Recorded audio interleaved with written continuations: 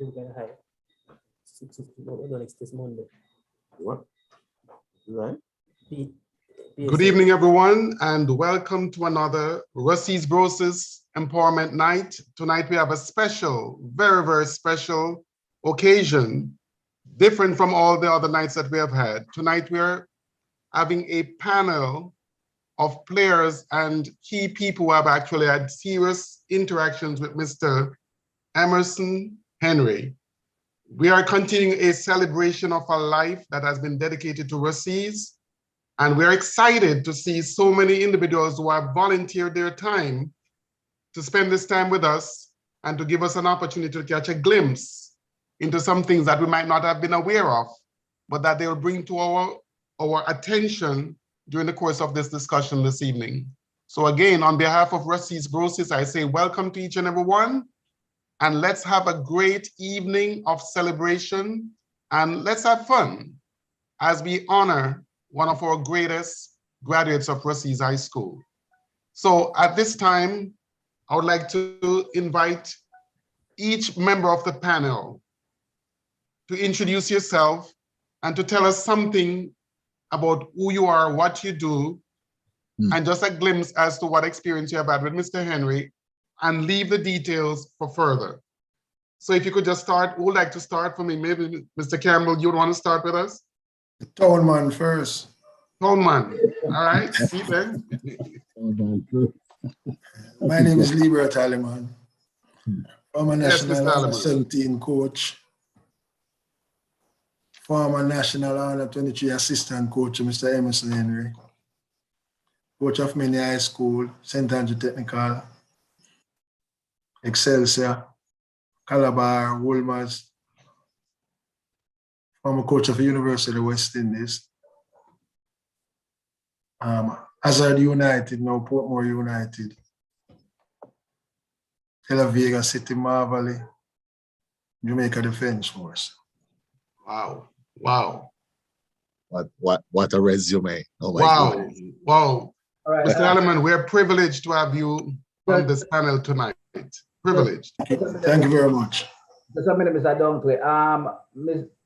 Alleman, Liebert, your camera is off. Yes, it would be nice if everyone, where possible, if you put your cameras on, that would be helpful. It just makes it more personal, if possible. Okay, so Mr. Alleman gave us a great start, and that's the idea of how we want to start off. That was beautiful, and it just gives us the magnitude of the characters that we have tonight who have made themselves available. So this is exciting, this is good stuff. Who would like to go next? Come on, jump right in, folks. Come on, this is live now. Let's do this. Lady and gentlemen, good evening. Good evening, Mr. Campbell.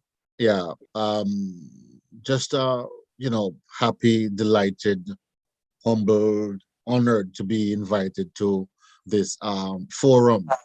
When you bring together such personalities, you know, from across sports, it makes for good conversation, warm memories and everything. And why would I want to miss such a session with Coach Emerson Diggy Henry as the focus? And so my name is Campbell, Aubrey Campbell, Montego Bay, Cornwall College, Radio West, the Gleaner Company, all that good stuff. Nice, nice. I had the opportunity of covering the coach on the sidelines, you know, as he made his many championship runs. And so indelibly, he's remembered. Welcome, coach. Welcome, coach. Thank you very much. I love it, love it. Thank you, thank you. Yes. So we now have Mr. Campbell and Mr. Alleman recorded as present. What about Dr. Weatherly, Dean Weatherly? Do you want to jump in right now? Okay. Yes. So let me put on them kind of ugly colors, yeah. But anyway, I for support my brethren, so I put on the colors, diggers. Yes. Good night, everyone. Dr. Dino Dale, consultant, pediatric dental surgeon, Cornwall Regional, coach, Cornwall College, Mobile United, Violet Kickers, Falmouth United, wow, Jamaica under 17, Jamaica under 20, Sugar United, and coach for life for a lot of boys. My goodness. Well, you know, I couldn't really miss this one here because Emerson is more than a virgin to me. When it comes to the coaching thing, it's like a father, godfather, everything, you know. So I have to be here with him, you know. So I'm a virgin still. So I'm a part of the family. Nice. And vice versa. Nice.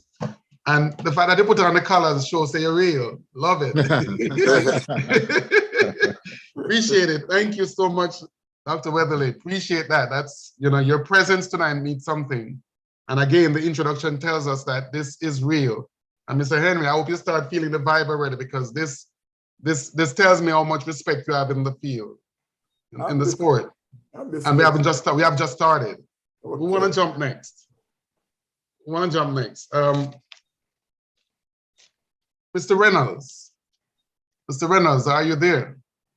No, sorry, never mind. Let's go with Mr. Stewart. Mr. Stewart.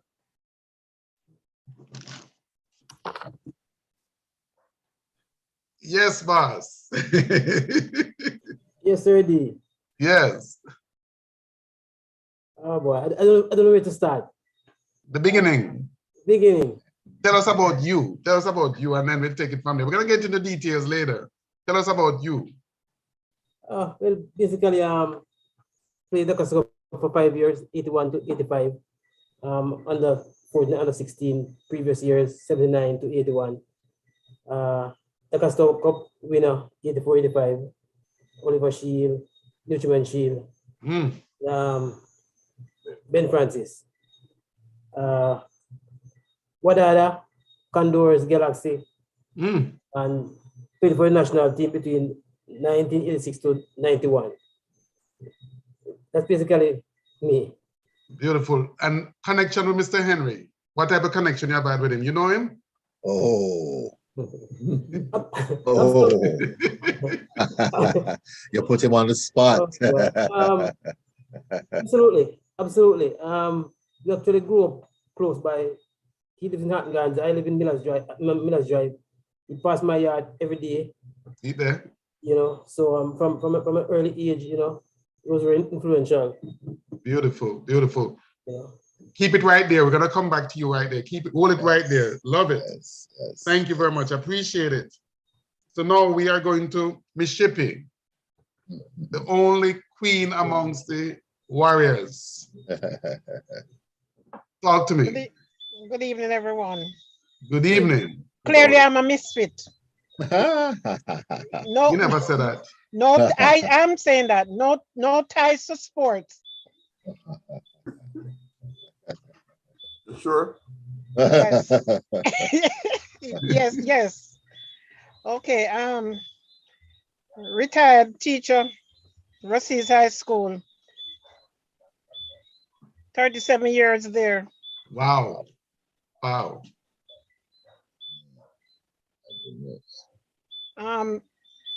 Mr. Henry, my co-worker, we are both retired now. But he has been my mentor for some time. I'll tell you later how come he became my mentor. There are some things that Mr. Henry did, he may not know, which if affected my life positively. Nice. So I'm here to share with him today. Beautiful. Love it. Thank you so much, Ms. Shippey. I'm looking forward to hearing more as we proceed. Just so the folks on the panel get an idea where this thing is going. Already, we have Kay Clark saying, good evening, looking forward to the conversation. We have Mr. Connell, Kenute Connell, big time event. We have Deone DB dancing all over the place. And we have Ruth K. Malcolm, you know, glad to be here. We have Lloyd Campbell, blessed love Brosis family.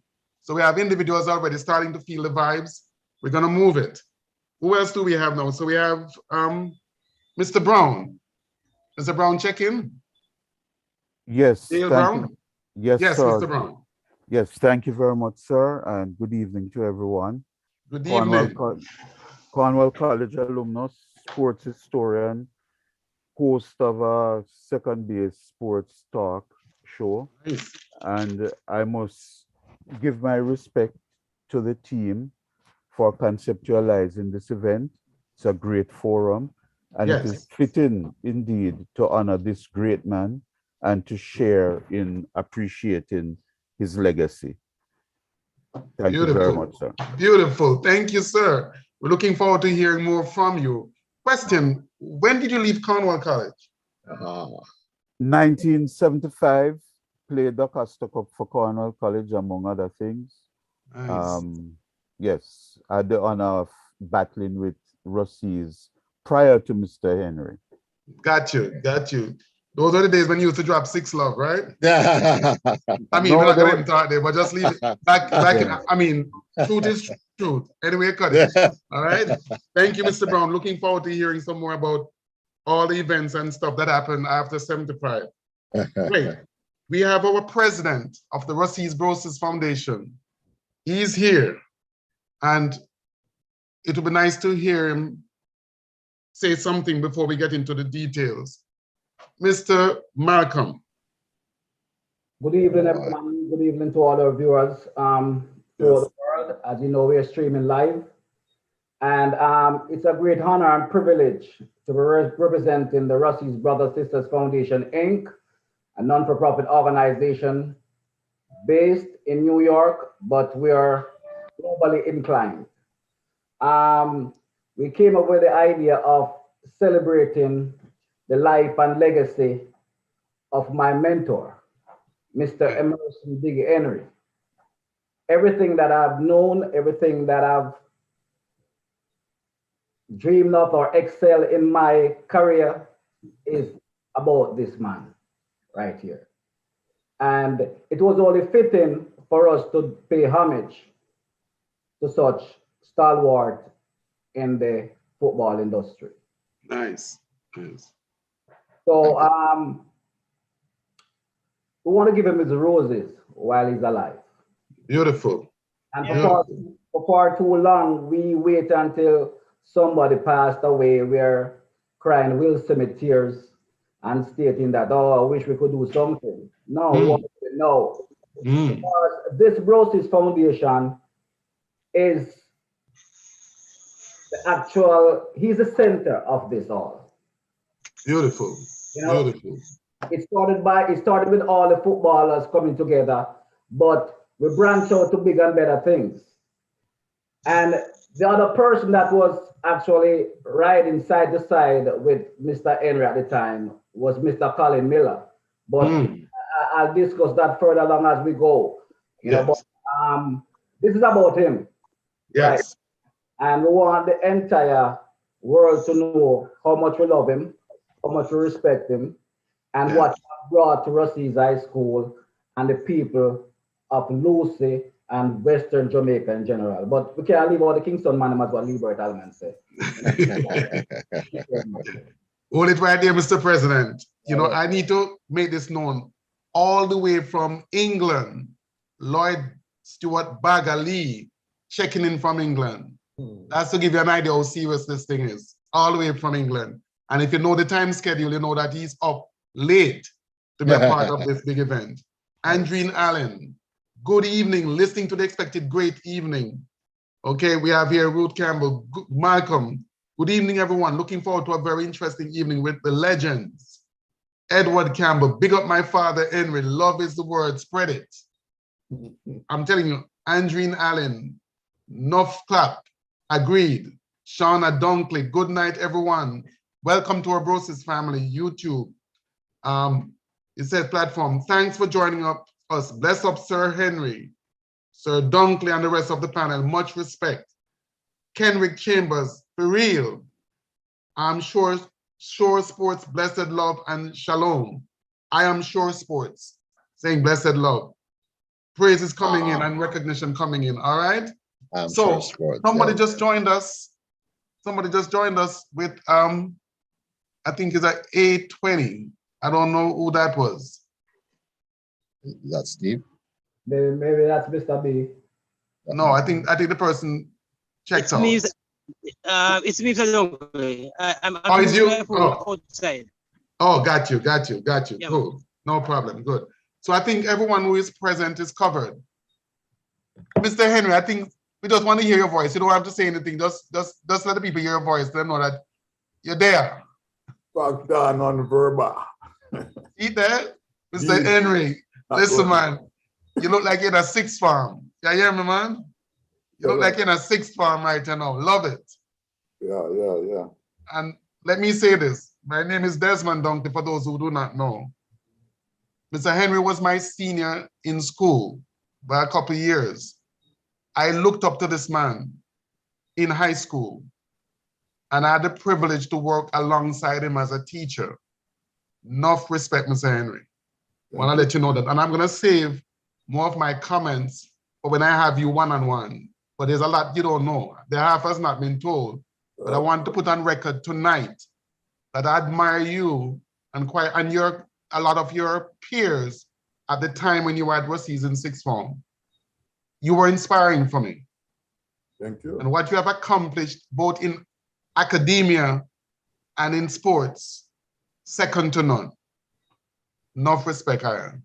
Mr. Campbell, take it from here, sir.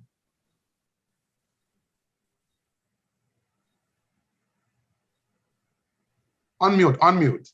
Yes. Thank you, Desmond. Lady and gentlemen, and to the audience joining us worldwide. Again, an evening of celebration, an evening to, well, should I say, quiet reflection into the life and times of a gentleman who, as you've been hearing in the initial introductions, has contributed so much, however, quietly to change the livelihood of so many, and to change the trajectory of an institution that has been a beacon of hope for youngsters in the western half of the island, and by that token, the entire island. And so we're going to be taking a deeper dive into his exploits. Yes. Quietly, how he went about managing academics and sports, because it's not often that you get one individual that can straddle both situations and do them excellently. That's right. And my warm moment, even though I breathe and live red and gold, is to see the blue and the gold colors that used to decorate the city of Montego Bay. However, so often when it comes to schoolboy football, and what better rivalry there was in those days than a Cornwall Rusea's. Oh, yes. And so what I didn't get then, I can share now. And Coach, your legacy lives and looms large. Thank you so much. Mr. Campbell, just before you go further, if I'm not mistaken, I think Mr. Steve Buckner has just joined us. Am I correct? Mr. Buckner? Yes, sir. Oh, man. Mr. Buckner, it's been a long time. Oh, my goodness. You're not going to show us that face. What's going on? For you. Turn on that camera. Man, listen, it's Mr. Henry's show, but, you know, you're big in our hearts in Western Jamaica. You know that. Glad to have you on the forum. And what we have done with each member of the panel is we ask you to introduce yourself and give us an idea, just a glimpse, a brief glimpse as to what connection you have had with Mr. Henry before we get into more detail as the program goes on. So, Mr. Buckner, you want to introduce yourself to the live audience, and just be aware, we have a worldwide audience. We have people all the way Canada, Jamaica, England, all over the United States, all over the Caribbean, all over the world. Tune in right now. Mr. Buckner. Put it this way, we were very, very good friends while I was at Rusea's. And I admired him playing football because he was a good footballer, even with that stature. Yes, he was. He was a reasonably good midfielder who was always willing to hold on to that ball, to use the ball properly. And while I was at Rusea's, he was one of the teachers who came along with the coaching staff, and we would go many, many places.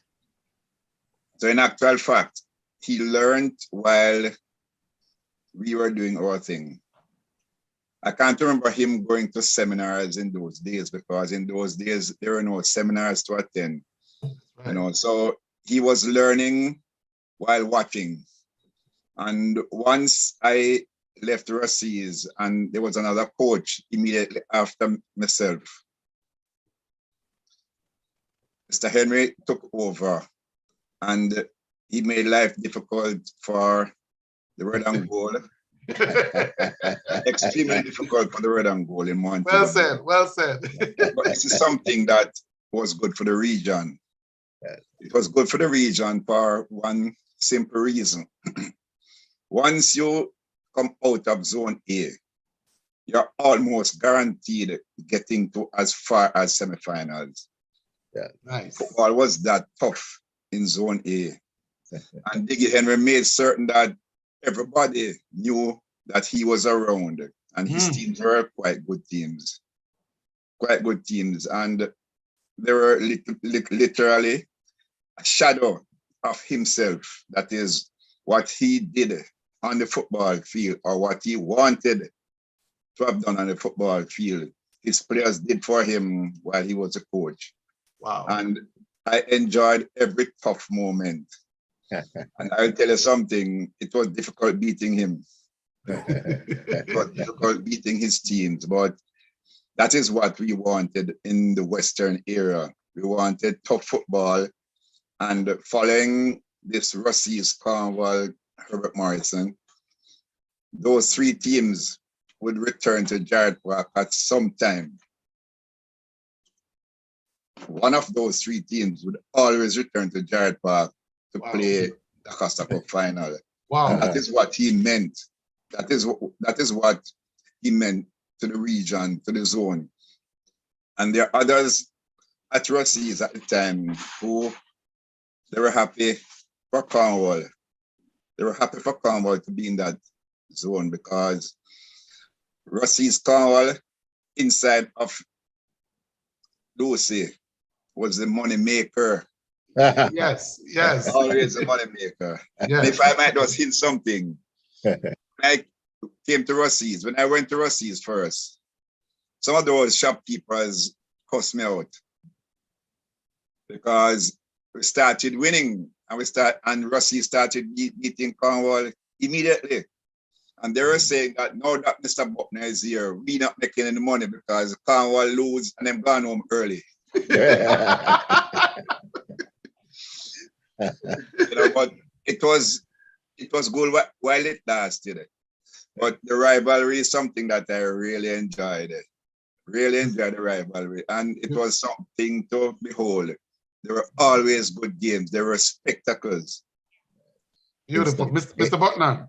We're gonna get into some details in a little bit, but I want to ask you, any chance you could turn on the camera, because There are people messaging me and telling me that they desperately want to see you.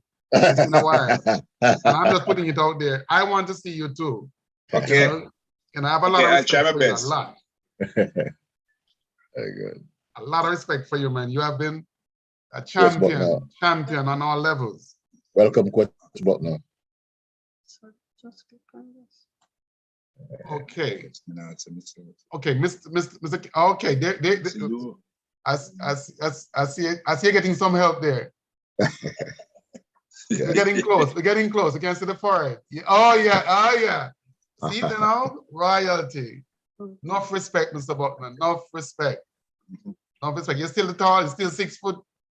6 foot now. I would have lost an inch or so, because the older you get, you start losing some amount of structure. You look good, man. You look very good. Feet, and I do a lot of walking. You look very good. I would burn fat here and there. So I could be around 6 feet 3, 6 feet 1 3/4, but I'm still above 6 feet. Let me tell you, you're a legend. You're a legend among legends right here, but I want you to know personally, you're a champion and your influence is also represented tonight in Mr. Henry and among many of us. You put fear into us until we put fear into Moby. So it's good. It's good. And we became friends. If you can't beat them, join them. So you did well. You did well. Can I tell you something? Go ahead. I did something that was beneficial to Ruseas. Yes. Mount Salem is divided between Cornwall and Ruseas. Wow. Because there are a few persons from Mount Salem who went to Ruseas, who played for Ruseas, and that was a division. And I am not saying that I am sorry that it happened, but one of these things, and the name Russian came about. I remember we wore full red on the season. I'm saying, no more Russies. These are the Russians. When the Russians come to town, Montego Bay is well lit. And beautiful. I'm telling you, even with a tough rivalry, I enjoyed every moment because winning soft games does not say much about, it does not say enough about your team.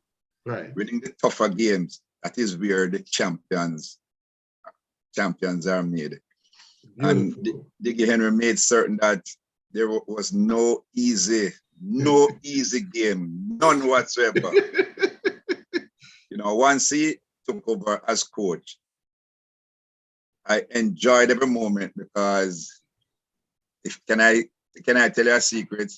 I had sleepless nights. My plans were put on paper. I didn't bother thinking about something and keep it inside my head. I can't manage it. I put it on paper because I know it's a Diggy coming. And if he's coming, my youngsters must understand exactly the nature of the person. And that is how I play the game. I played against Diggy.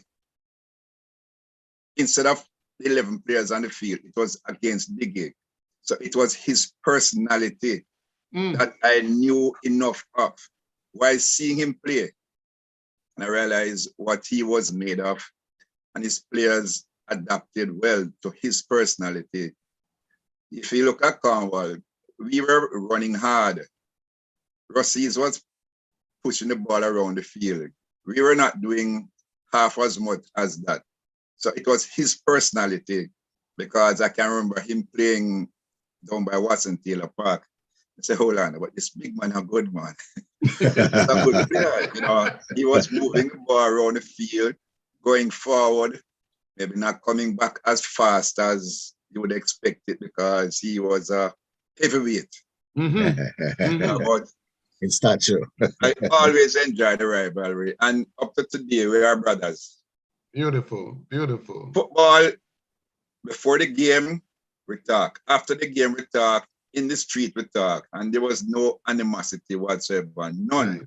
Nice. I'm going to stop right there. See, this is already, I feel like I could go home. I'm telling you already, because to hear Mr. Butner, who was been a legend before Russie's was on the map, soccer-wise. To hear him honor Mr. Henry the way he has done means a lot. And those who don't know the trashing that Cornwall gave Russie's prior to 75, you wouldn't understand. But I felt the blow because I played junior Colts. And didn't go further because I wasn't planning to get no 8 love, 6 love. So this is big stuff. I just want to pause right here and say, Vernal Farquharson, listening with great anticipation. Mrs. Dawn Dawes, big up Sir Henry. Johnson Scarlett, well-deserved recognition, Sir Henry. I am sure sports, big coach, big personal, Emerson, Diggy Henry, blessed love to Russie's High School. Kenwood Connell, 2 major cornerstones in the building of Russie's legacy, Mr. Emerson Henry and Mr. Colin Miller.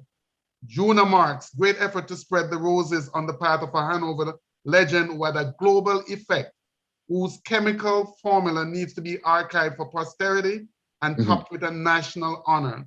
Carlton Alexander, good night elders, statesmen of the Western Football Coaches Association. Diggy, large up with us, coach, friend, and father. Respect to the max. Gabby, respect in every aspect. See it then? Mr. Campbell, take it from there.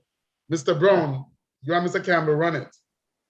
Thank you, Desmond. And, you know, just listening to the litany of success and the tributes just rolling from the lips, from the hearts of coach and referee extraordinaire Steve. I want to just segue in and bring in Dale, because Dale has been doing some good tracking of that sports landscape.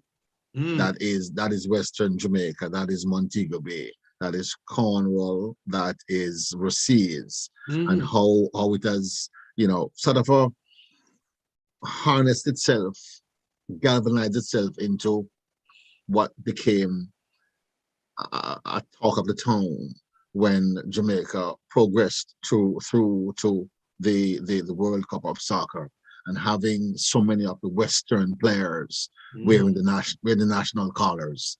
And we know where the genesis of that is and was. Dale, you have the floor, sir.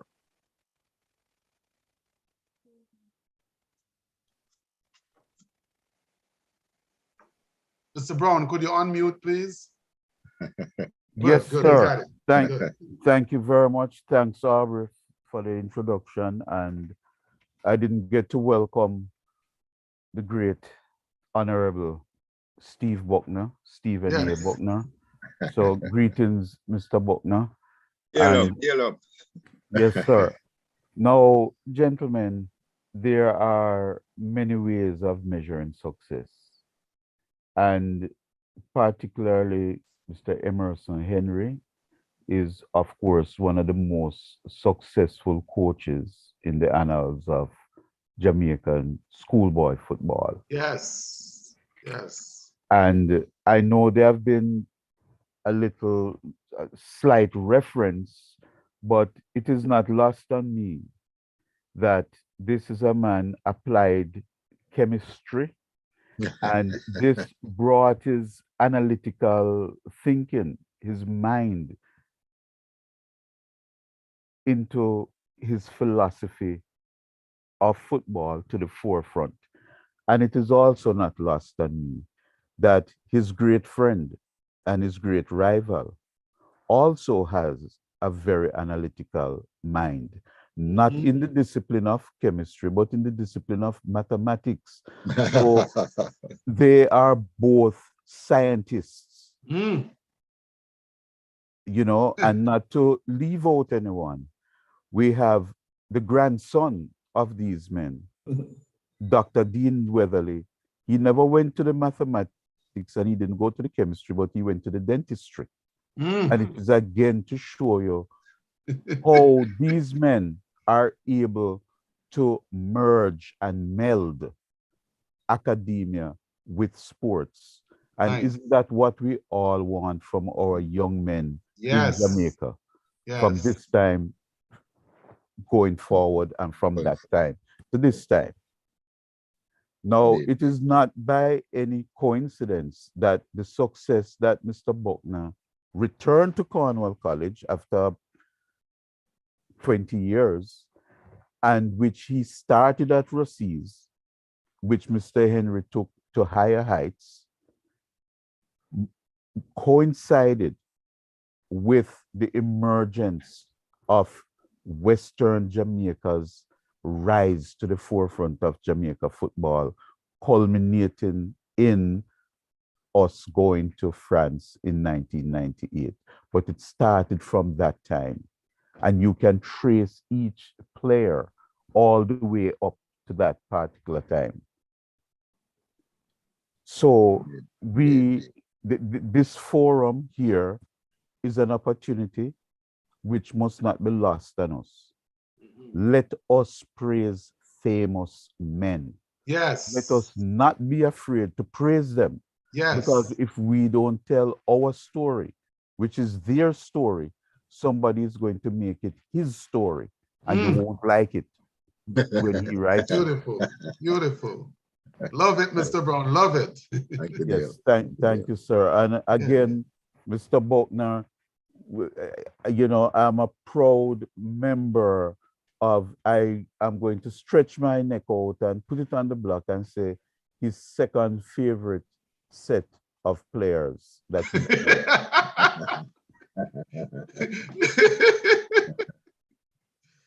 Indeed, indeed, indeed. That's a good one right there. I just want to add in right here, Kay Clark, good to see the oldsters. Aloysius Summers, what's good, Aubrey? Alfred Reed, great to see the man is being recognized while he's above ground. Also to see my mentor, the greatest coach, Steve Buckner. Lloyd Stewart, I just wanted to say, Sir Henry, I didn't get to play football for Rusea's, but it's a great job working with you for over the years, and I'll continue to work with you for the love of our school. Sonia C., it is heartwarming to listen to this tribute to Mr. Henry. Mr. Buckner, you're a true legend, and I'm delighted to see you and listen to your kind sentiments for Mr. Henry. Enough love. Lloyd Stewart, it is a real honor working with you, my general. Yeah, man, people feeling that. Mr. Campbell. Thank you again, Desmond. Ladies and gentlemen, to continue just sort of opening the cupboards and laying it bare, so to speak, for us to understand that sports has played a good part in the development of Montego Bay as a resort capital, and we know of the keen rivalry that happened when the Costa Cup times. It is safe to say that the stores in Montego Bay closed half day. Taxis were scarce, taking home people from work because football days. And as you heard, who alluded to, Coach Buckner alluded to that fact, the economics of it, because of course underpinning sports is the economic realities, the benefits, however small you want, however you want to measure it. And so it stands to reason that, you know, on any given Sunday, the environs around Jarrett Park were sold out, were standing room only, you know, because of the quality and the caliber of players that progressed from the high school into the club teams and making soccer a worthwhile pastime. I dare to say that the level of human depravity then was not as strong and you know, should I say mind-boggling and worrying and bothersome to our government then as it is now, because there was some activity and some escape on the sports field for our youngsters. And Beautiful. here we are, these two gentlemen, having had pivotal roles in those situations, the social development through sports, and we honor them, we respect them, and we celebrate the life and the legacies that they brought forward. I'd like to segue to Coach Liebert Halliman, who has been a quiet listener all evening. Coach Liebert, please, sir, you have the floor. Yes. Good night to all Russians. Yes, Mr. Halliman. I must say it's a great opportunity to get to say something about my closest friend in football. Emerson Henry and Jackie Walters is my two elder brothers. And wow. I cherish that. Big family. Steve Buckner, I want to take the opportunity. Say, Gabby, when you walk away in 1984 from the Jamaica team, I grabbed that opportunity to assist Jackie with both hands and lap it with my feet. And I never look back. Thank you, Gabby, for running.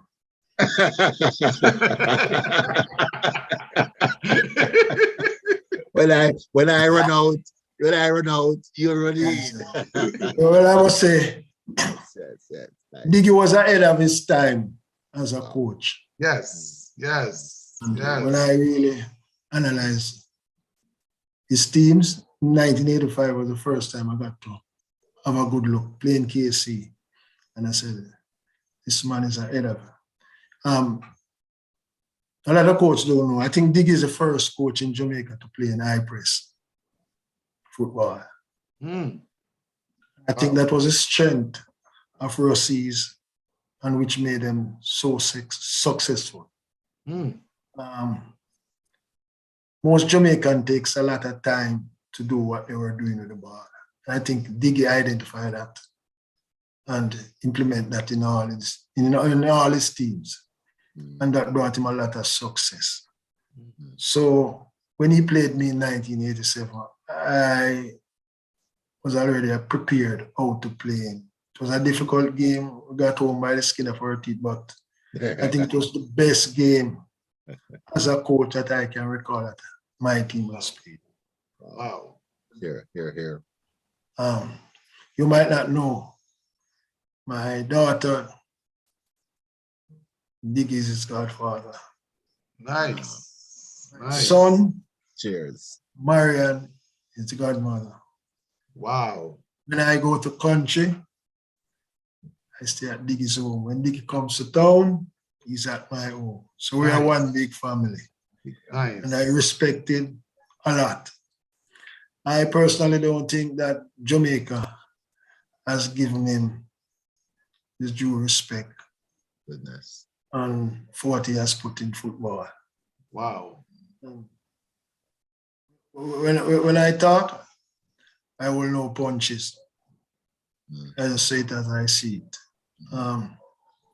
There's no way you can have, Diggy retired, but there's no way you can have a technical committee to deal with youth football or football in Jamaica. And Emerson Henry is not a part of it. Wow. And the politics is still affecting our football. Right, Dean? You know that, So correct. Yes, because Dean have a wealth of experience. It is not utilized. Diggy have a lot. It is not utilized. There's a lot of script in the football. But I must say, I admire Rusea's. Whenever Rusea's teams come to Kingston, I am in charge. Yes, I heard. I heard. I'm in charge of all Rusea's team. So I consider myself a Russian too. Mr. Halliman, I just want to interject right here. On behalf of Rusea's, I want to say thank you for what you have done for Rusea's, because whenever I talk to Mr. Malcolm, Troy Malcolm, president of Brosis, he always mentioned what you did for us. You know, especially when you were at St. Andrew Technical High School. Yes. What you did for Rusea's when we came to Kingston, your place was our home, and you made us feel very comfortable, and you basically, you know, engaged us and prepared us for what we needed to do in Kingston. So I want to say thank you. Much love, much appreciation. Thank you very much. Continue. And you should see that picture when before the game at the National Stadium with me and Diggy joining hands and walking out. Nice. That's a sign of unity. Beautiful.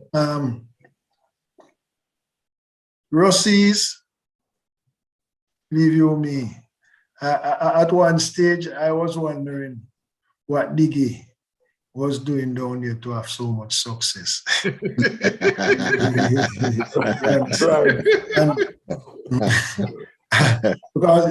in 1988, with the under 20 team, more than half the team was Rusea's, you know. Wow. That went to Guatemala. Wow.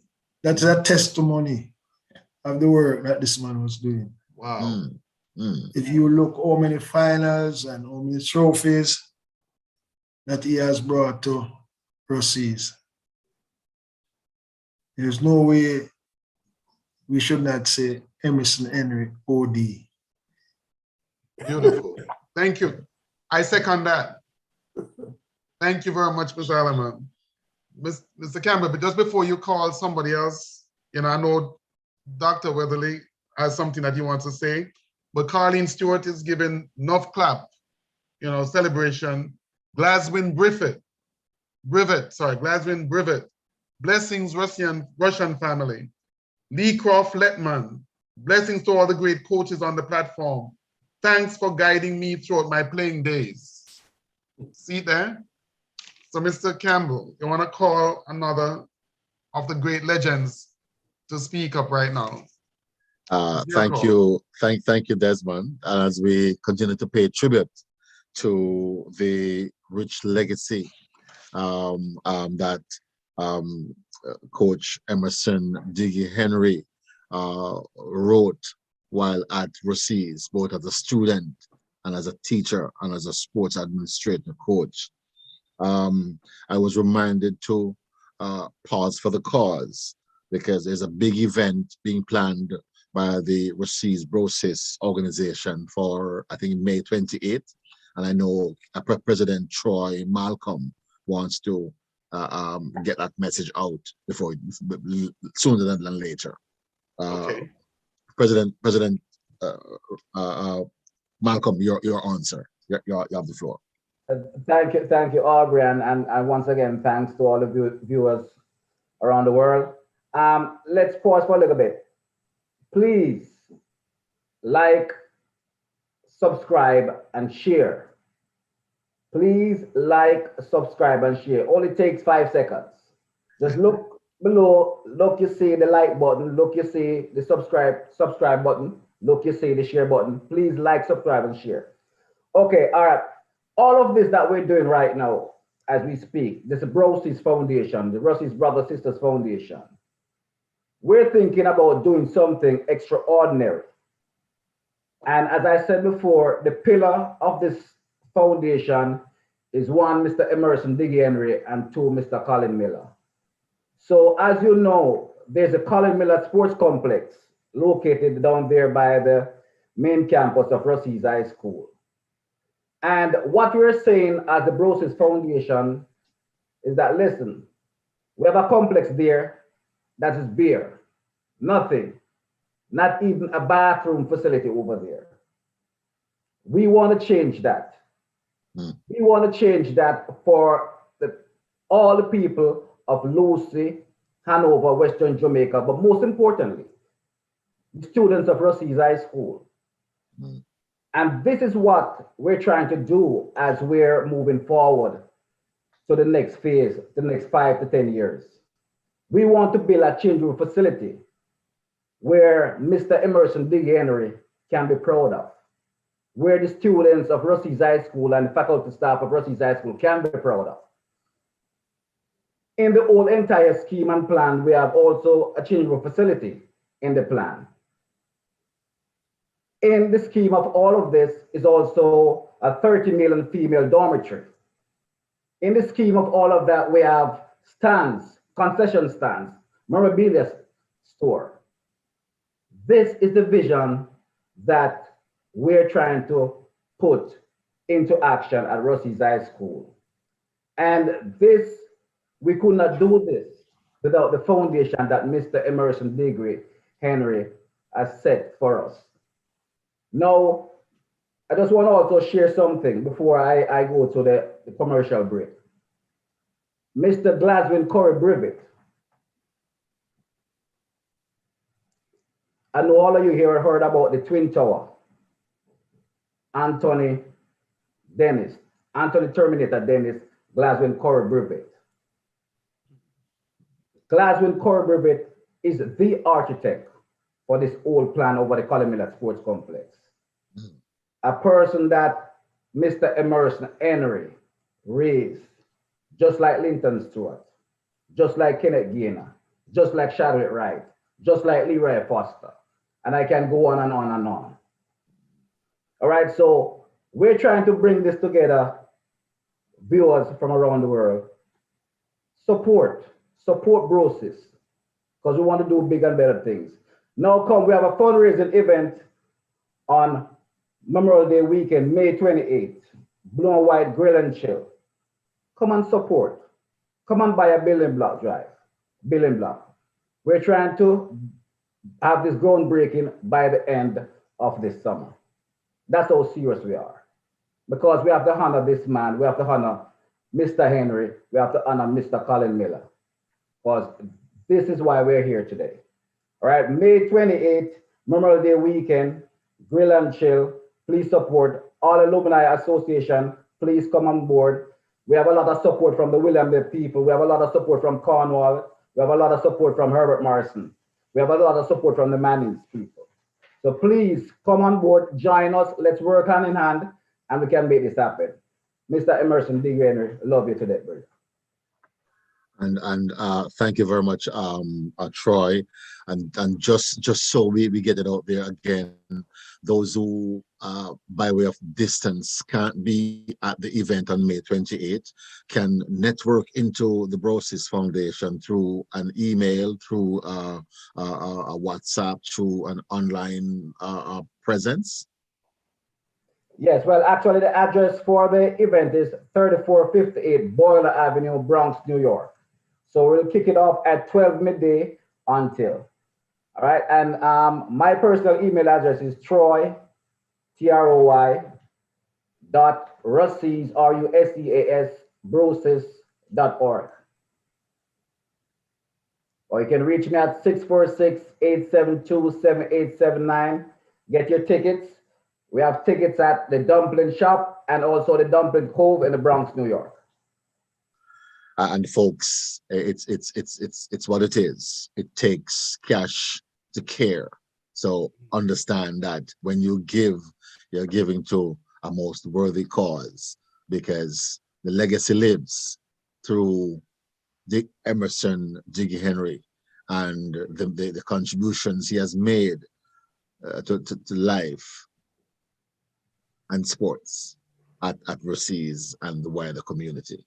Let me just give out one more second, or let me give out the actual address. The Dumpling Cove, 1530 East 222nd Street, Bronx, New York. You can pick up your tickets there. The Original Dumpling Shop, 3435 Baychester Avenue, Bronx, New York. Second Star Barber Shop, which is also Lloyd Campbell, one of our members here. Hardworking, selling a lot of tickets up there. 4640 White Plains Road. So you can pick up your tickets there, and let's get this ball rolling. We need to build that infrastructure down there at Rusea's High School. Thank you, Troy. We have heard from coach/referee Steve Buckner. We have heard from Liebert Halliman. Troy, thank you. I think it's time to go down to Montego Bay and hear from the grandson, because when grandfathers live, they pass on the legacy, they pass on the good vibes to grandson.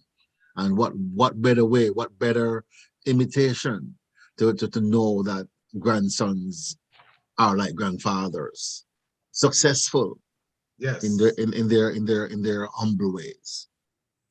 He has had tremendous success. I know at the school level, at the national level, and at the club level, and even in his chosen profession as well too. It's my pleasure to welcome for his comments, his tribute on the occasion, Dr. Dean Weatherly. Yes. You have the floor, sir. Good night again. Good night again. Yes, man. Like, what's the colors them now? No, I the colors them now. No, I used to have on the colors. Good. Yes, yes, man. It won't be a habit, though, you know. Yes, I listened to Mr. Brown and he was talking about Mr. Buckner and the maths and Diggy and the chemistry. Diggy and the chemistry, but must understand that at the undergrad level, that was my major was chemistry and my minor was physics and maths. But wow, that is what it was. But, you know, yes, and actually they wanted me to become a professor in chemistry, but no, I never really wanted them kind of research and in the lab and so forth. I leave that to diggers. And one of my good friends, and Diggy good friend, you know, Danny Street. He was my preceptor in chemistry department at Howard University. But you know, went on to a different street and started out the dental thing in life. But yes, football for me was out of a childhood passion, and although I wasn't coached by Steve at that early age, I was coached by Ali McNabb and Billy Vernon in the Paradise era. But a lot of my friends, you know, Excel, Earl, Lennox, Blake, Alton, Jump, all of them, was always talking about Stabby, Mr. Buckner, and so forth. So, you know, he was always in the back of my mind and always there. In growing up, he was also, in our younger days, he used to coach the under-16 team at Cornwall when we were there. So Steve, we're always looking at Steve, you know, tall structure and so forth coming through. So he, as I say, is the granddaddy of them all, you know. Mm-hmm. And then coming back to Jamaica now, 91, and meeting Emerson. Well, I met Emerson through Marianne. Marianne and I were very good friends. She was at Delaware, and I was at Howard University. So we had parties, and some of our good friends, Kay and all of those people. You know, so that's how I met Marianne. And then that's how eventually I met Diggy through Marianne. But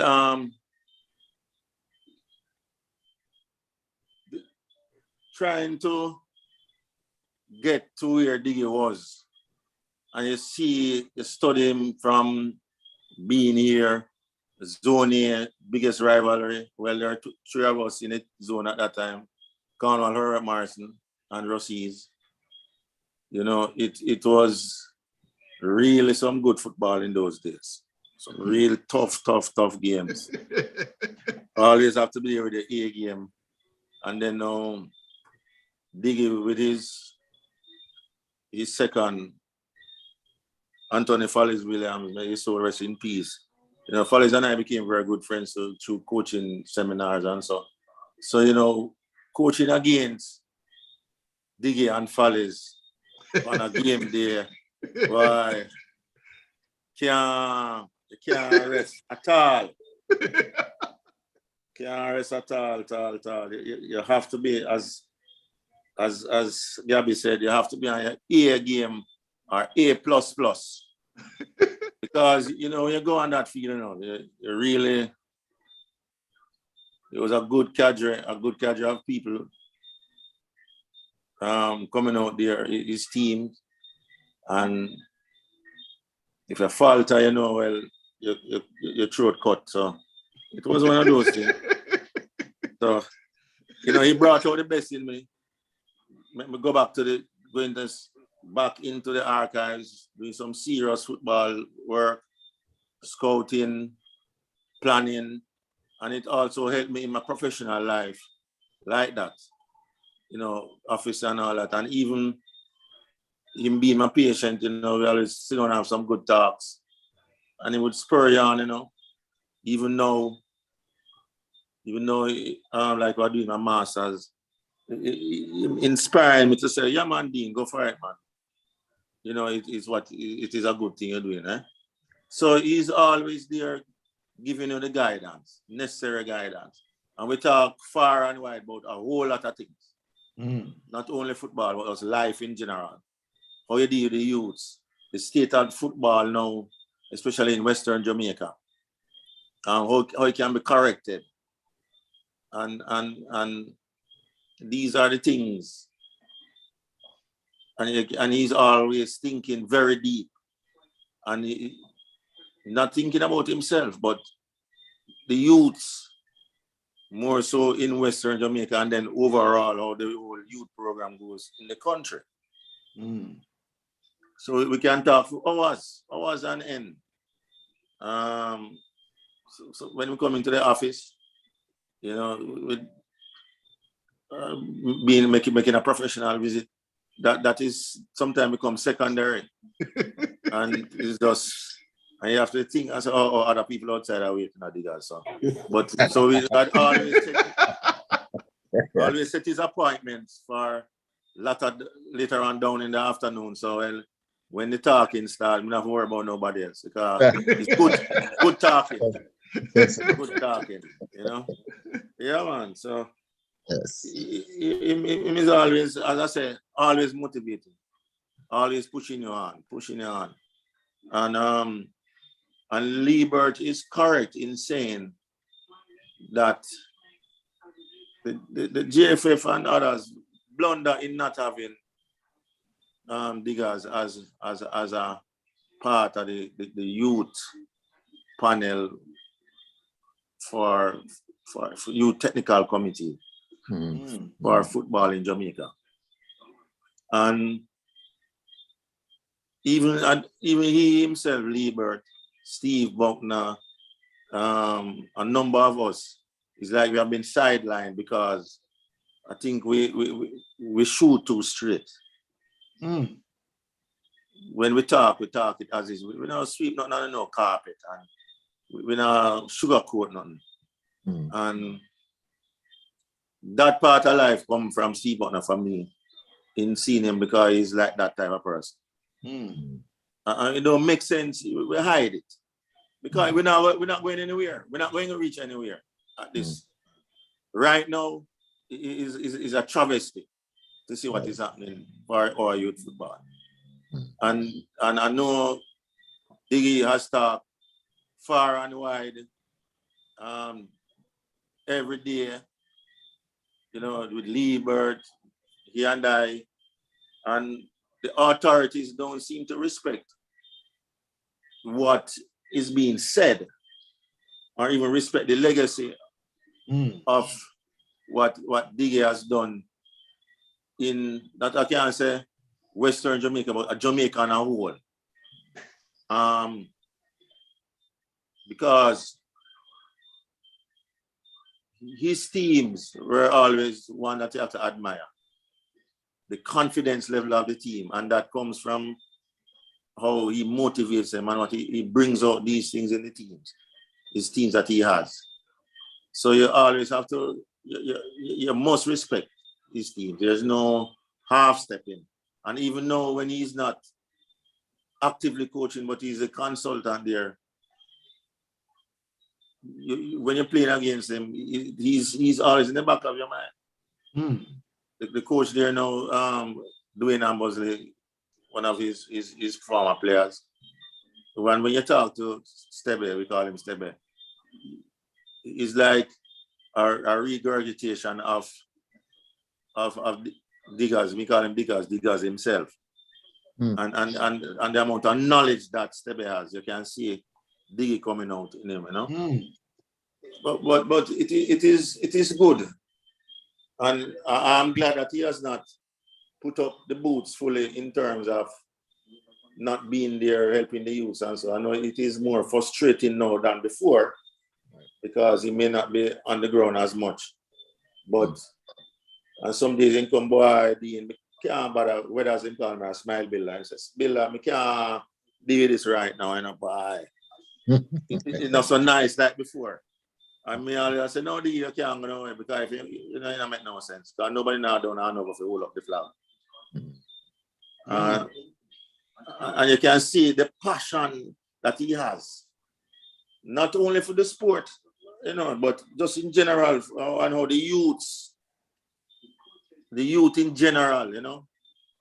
Because what he wants to do now is dealing with the 6, 7, 8, 9, 10, 11-year-olds. So when them reach where them supposed to be excelling or going out into the professional world, because we in Jamaica have it all wrong and him always talk about it.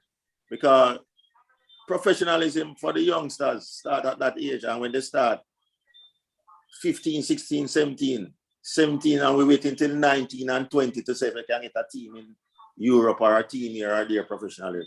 While we're supposed to get them out from 16 or 17 into the real professional world. So he's preparing them.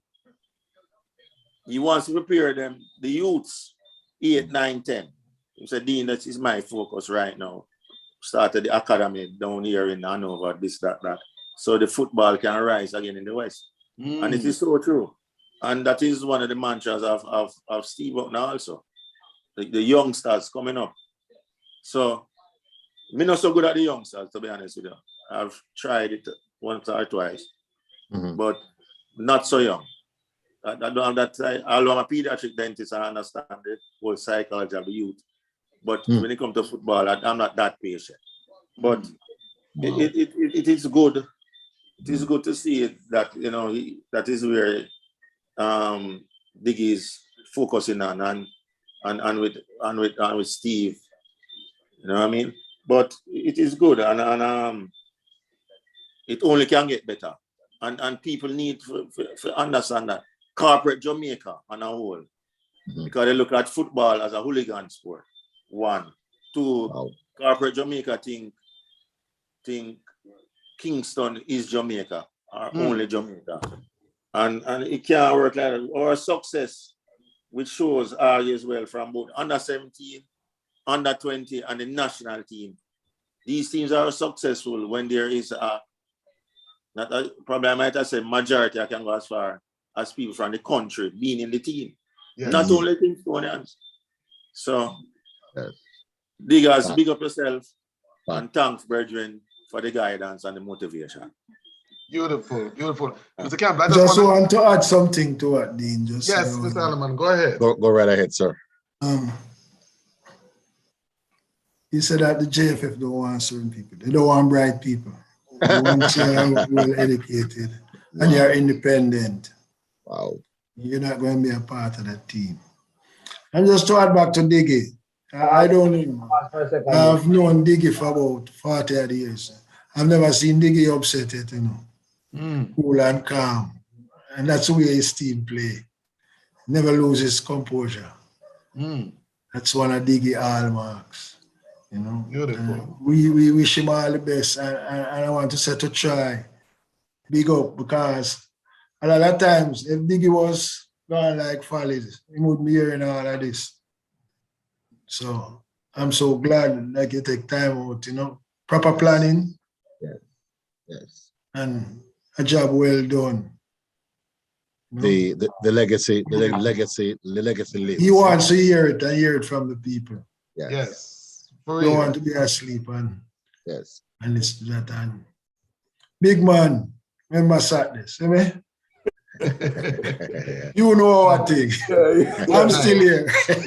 I'm still. This is why you're so great, you know. I don't know if Dean back the horses, but if you know about the horses, you can be a great coach, you know. Alleman, Kenwood Connell say, Coach Alleman, you're on point. DB, Diani, DB, big up Curry. Diani, DB, grill and chill. making sure you know that it's in New York City. Linton Archer, big up Dean, friend for life. Kenrick Chambers, that is absolutely true. Garnet Denton, good night to the coaches on the panel. It is a joy to see a true legend being recognized. Enough love and respect, Mr. Emerson Diggy Henry. You are a true legend. Mr. Aubrey Campbell and Mr. Dunkley, big up. Linton Archer, big up Aubrey, long time. This one said Kira Jawan, Kim checking in. Dean, my football parry. Kira Jawan, respect Mr. Henry, love always. Listen, I know that Mr. Linton Stewart is gonna say some Mississippi, and I know that Coach Butler have to come in. Mr. Campbell, you decide who goes next, because I know Mississippi is in the mix. Don't keep her for last. Very well. And I remember she's saying that, you know, she has no ties to sports, but then there's more than sports that binds. Yes. Because she says that unknown to coach / teacher Henry, he was her mentor. Correct. And she wants to salute him on this occasion with that note. So I yield the floor to Miss Shippy at this time.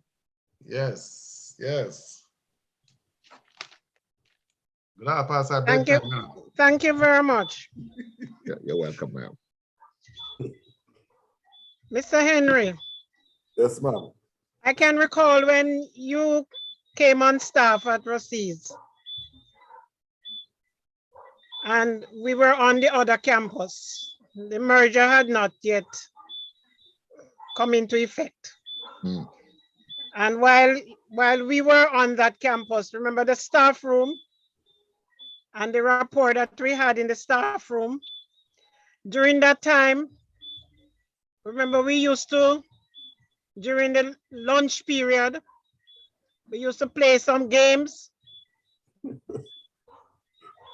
Yeah. You taught me how to play French domino. And I can boast now that I can play that game excellently. Yeah. You also taught me how to play Coon Can in the card game. And those were two games that I learned how to do very well. In addition to that, we had this strong bond because every lunchtime we would meet and have these games. And I didn't know that I would be able to be a part of your, when you became the coach, I could be a part of the team. Mm-hmm. Because during that period, when those guys came from all over, you were the one who asked me to test them for you. So I actually worked in the administrative part of the football thing. I had to test those guys, and then I would pass on the information to you as to who is suitable, who we can use, and that sort of thing. And more often than not, we had to use all of them, because based on what I saw in them and I relayed to you, then you went on and then you trained them from there. I used to do that. Wow. And I thank you for being a part of that.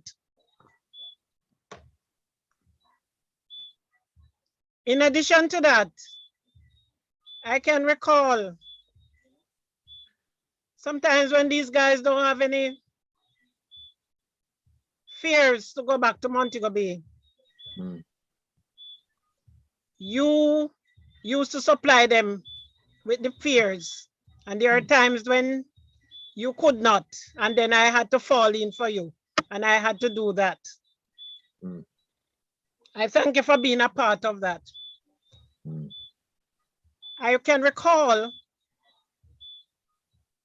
every match before they go, especially when we go to Interzone, I had to prepare this little concoction for them. I used to blend some things. I'm not going to tell you what was in those things. I had to blend. Oh, wow. So I used to do that. And I was glad to be a part of that because it really helped them. And as a result of that, many of them gravitated towards me because, my home was actually their home. Because whenever they had a free time, they would be at my home, spending weekends sometime and staying over, especially late in the evening, so they could stay by me. Right. So I was glad to be a part of that and to assist in that regard. And I heard Mr. Weatherly. Mr. Weatherly was talking about if Rusea's or Cornwall was not in the final or semi-final or gone to interzone. I can recall Issa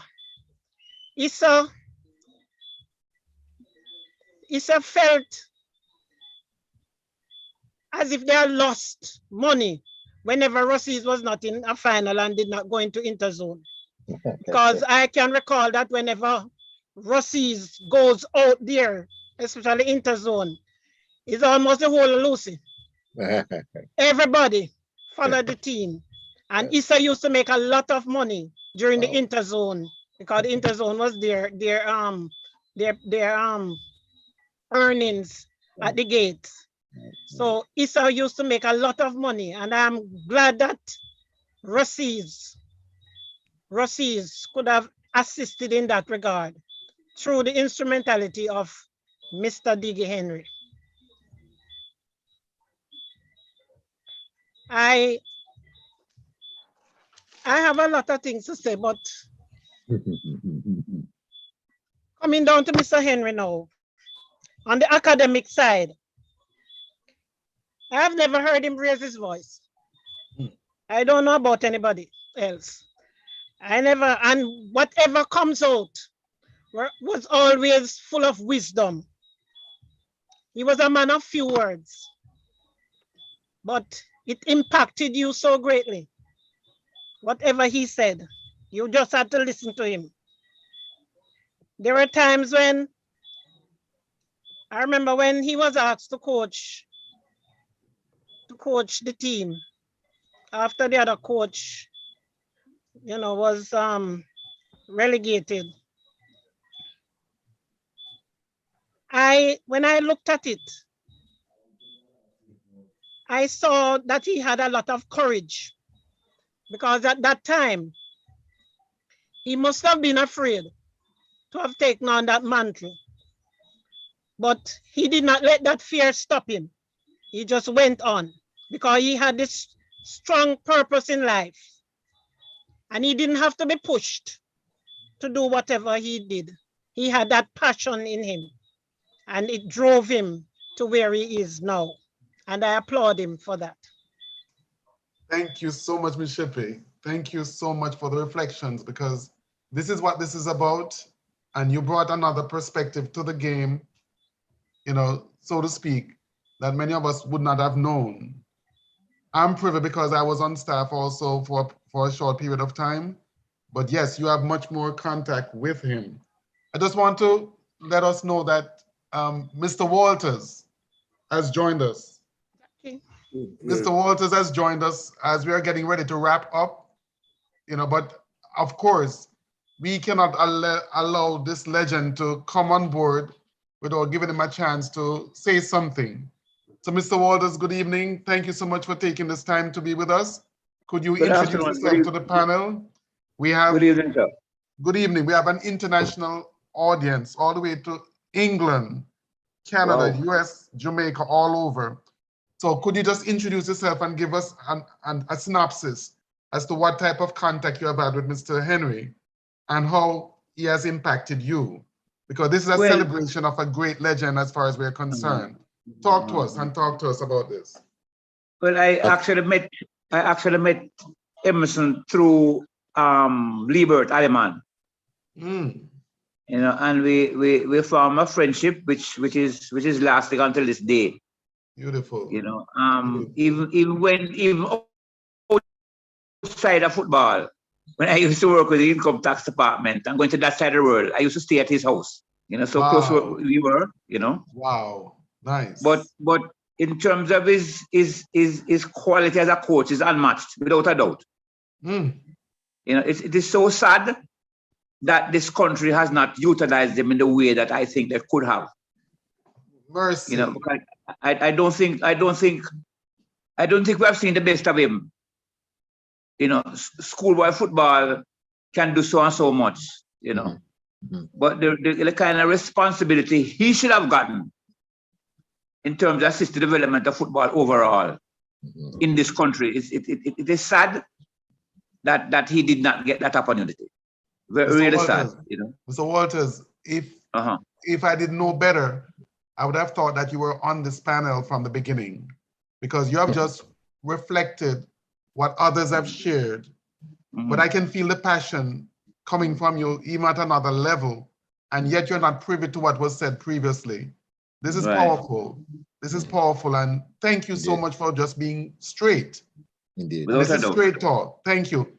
Tell us some more. Keep talking. Keep talking. Yes. As I said, he could have contributed so much.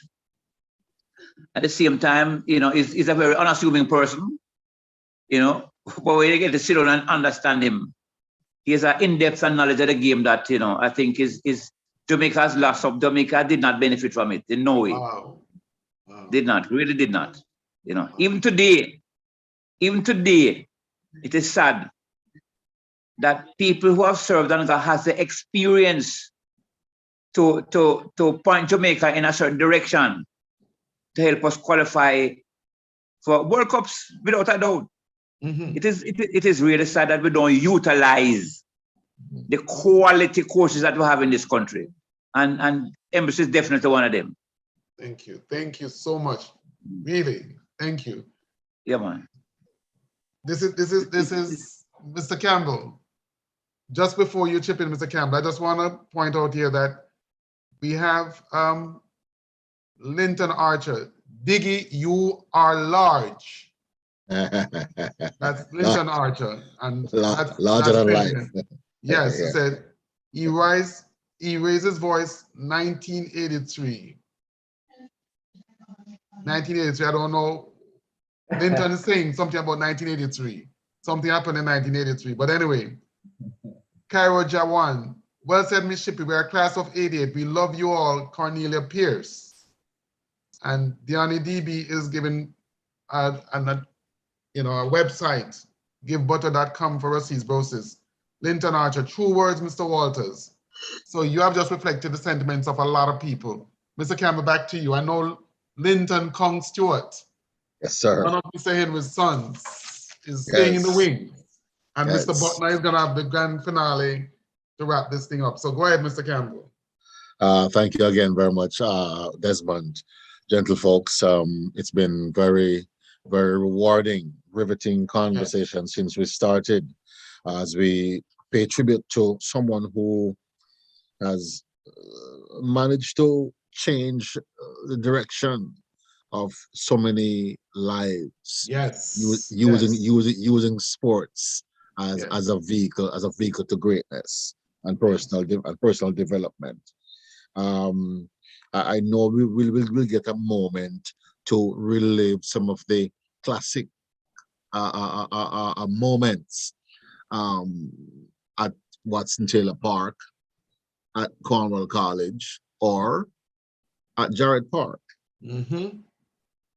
One such moment that will live in infamy is a Cornwall College Rusea's the Costa Cup finals. We'll get to that momentarily. The heroes there, Carlton Alexander, Kenneth Blacks Gaynor, and another player by the name of Laurel Burchell. Those stories are etched in infamy in the annals of sports with Cornwall, Rusea's, and the Da Costa Cup. We'll get to that because my sport historian Dale Brown is itching to get that out there somewhere. And I know Troy wants to also put his stamp on things as well too. And so let me hand off to a gentleman who I can safely say was one of the original reggae boy. He played for Rusea between 81 and 85, I think, winning 2 championships. I think, if I'm not mistaken, he may be one of a handful of Jamaican schoolboy players who walked off the schoolboy team and walked onto the national team. Wow, wow, wow. That's the masterclass he was as a player. Mr. Campbell, I can't help but have to say it. I was his math teacher. I just want to put it out there. I don't know if it had anything to do with the skills, but I have to put it out there. And he will tell you himself, but I was his math teacher. Okay? Just so you know that. And even his campus alias is legendary. Beautiful, beautiful. I hand off to no other than Linton Stewart, aka Conk. Yes, yes. Thank you very much, Mr. Campbell. I must share a secret with you guys that Miss Shippy is the only teacher that ever flogged me.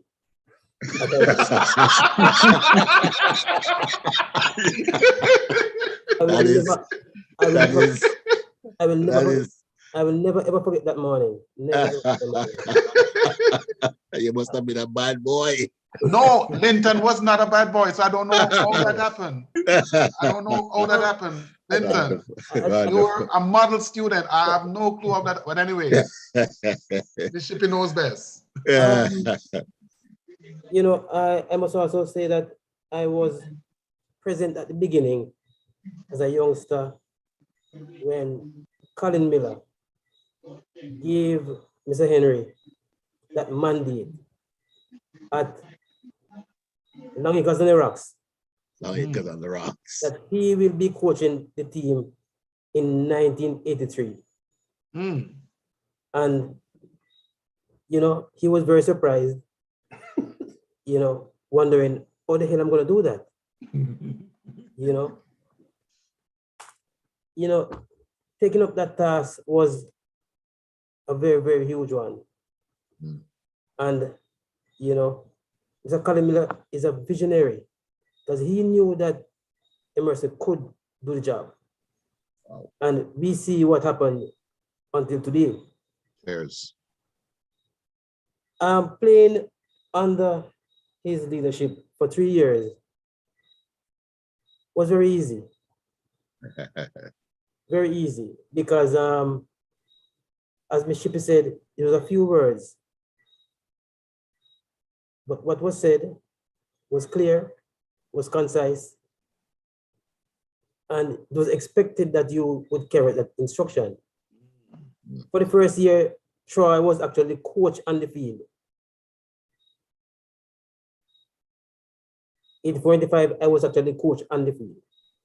We understood what was said to us. And when we were out there was no reason for him to be coaching every play because we understood what we were supposed to do. Wow. At halftime, we were given additional instructions. I think he revolutionized the game in terms of our training methods, our nutrition, and more so, weight training was a critical component to our success. And the physical part of it, physical training was also a part of it. He never overcomplicates the game. Sometimes you hear some coach try to play a system that they cannot play because they don't have the players to play that system. He plays what he has. So he never tried to overcomplicate the game. Play it simple, and get the job done. Wow. Wow. I can recall vividly the 85 Oliver Shield finals at the stadium. I'm not quite sure if another player was in the change room and remembered what was instructed at halftime. It was simple. Gentlemen, just go back out there and win the second half because you have not been doing anything wrong in the first half. You have done nothing wrong. Just unfortunate that 2 goals scored against you. Just go back out there and win the second half. And that was instruction, nothing else. Wow. Wow. Well, control left side.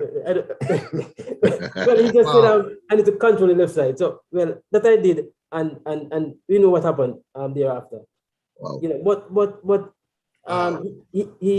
he was more, and he's still more than a coach to me.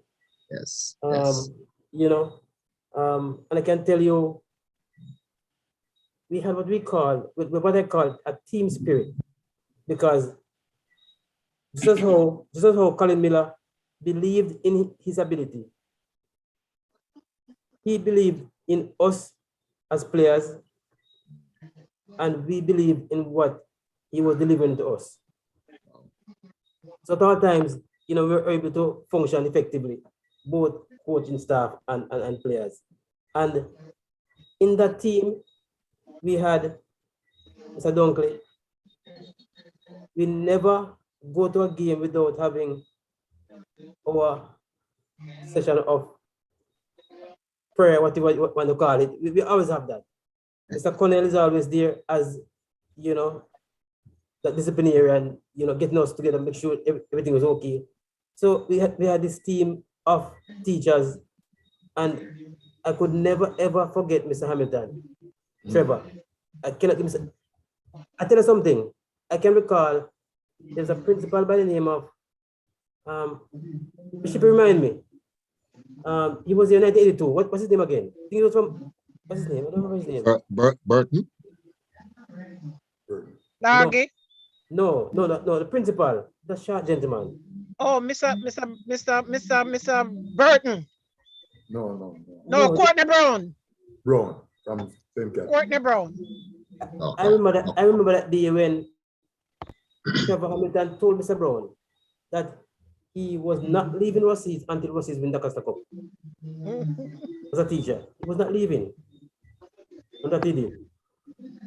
You know, but as I said, Sam is more than a coach.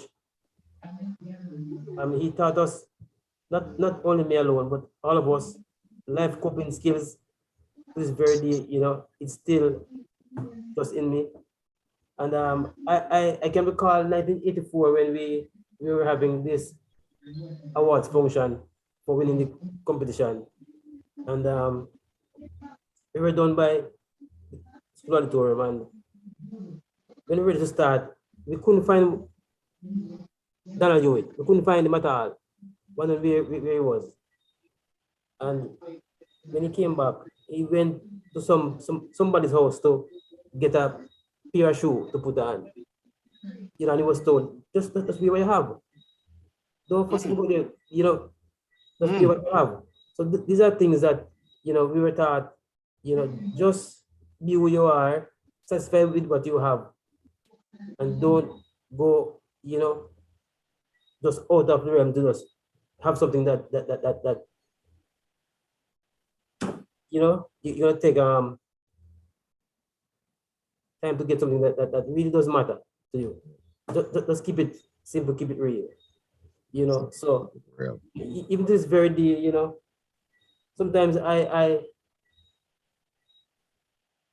want us to spend more time together in terms of, you know, learning more, because I definitely did coaching after I did school. Wasn't that successful, but, you know, I think if I was closer to him, I could have learned far more. You know, I don't think I'm too old now to learn more, you know. Yeah, but yeah, that's it, you know. To this very day, I still have great respect for him. And, you know, the only thing I regret that in this chemistry class, I still did not learn how to balance an equation.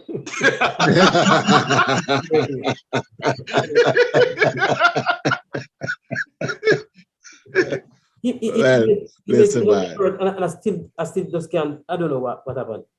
You know, But Mr. Stewart, you can't be perfect on all levels. I mean, you represented Jamaica on the national team.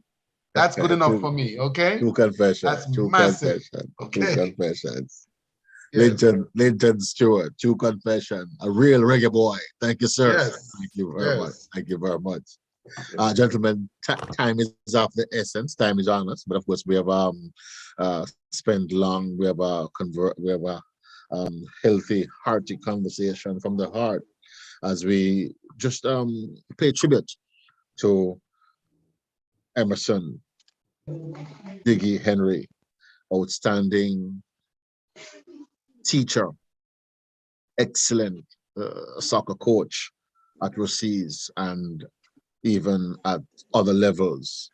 And so it is timely that the Rusea's Brother Sister Foundation, a charitable endeavor, could take the time and seize the moment to share, have him smell the rose while life is good to him. Coach for that.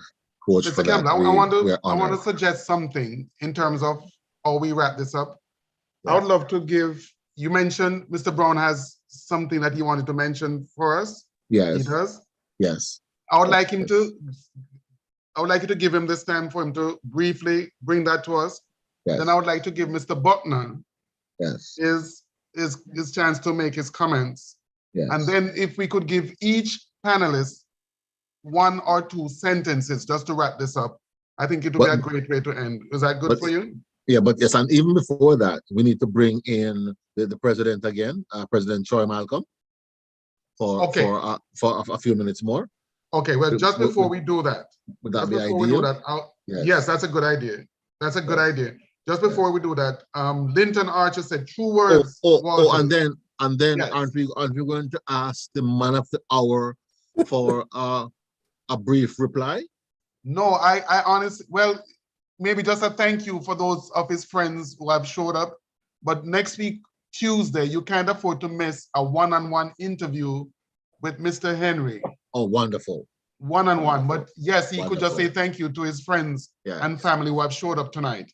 But next week is a big event. So not to give away the essence and the meat of the matter for next week. Correct. Wonderful. But I just want to briefly tell some people who have just written up here. We have Ruth K. Malcolm, Mr. Henry, a true legend, Juna Marks, Jackie Walters has put his finger on the trigger, shooting straight to our failure as a nation to truly utilize a national treasure. Linton Archer, that's why he said Diggy raised his voice 1983 when he lost to Cornwall 1-0. Colin Stewart, that's called understanding the assignment. Okay? So back to you, Mr. Campbell. You said you have Mr. Brown, and then the president, and then we give each person, a closing remark. Mr. Brown, Mr. Buckner, and the president. You decide what order. Good. Thank you. Gentlemen, if you haven't had a chance to tune in on a Tuesday evening, 7 p.m. to 8 p.m.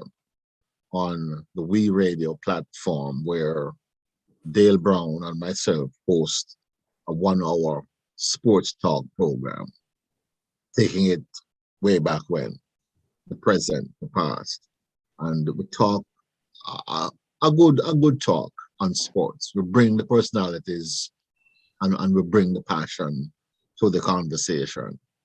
And I'd like to give Dale a few seconds because he wants to go back in time. Was it 1983, Dale? The Costa Cup finals at Jarrett Park in Montego Bay, where upwards of 5,000 persons were in attendance, and the town was painted red and gold, not blue and yellow. 5,000. Yes, Diggy is smiling. I'm smiling because it was more like 15,000. Oh my gosh. Yeah, man. My goodness, what a day that was. Dale? Yes, Aubrey, thank you. Listen, 1983 was a very significant year. And as we know, that's the year that Coach Henry got his foot wet, so to speak, his feet wet. And it was a baptism, and the master at that time, the Honorable Buckner, I would say Coach Henry learned a very valuable lesson. What it was, I am not sure, but I know that they lost, and they lost 2 finals to Cornwall that year. And I believe, as they would say in the Christian doctrine, that you want to be burnt like gold.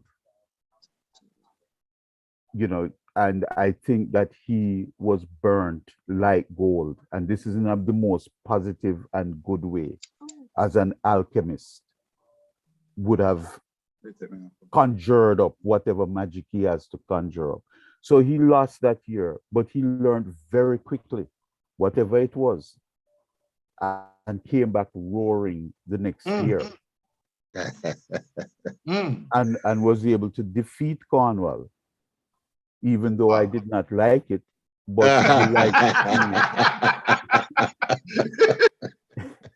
you like to see someone learn a lesson and come back, because he was young in the business at that time. Yes. And I believe that someone has to win. And from that defeat, I think that was a great victory for Coach Henry.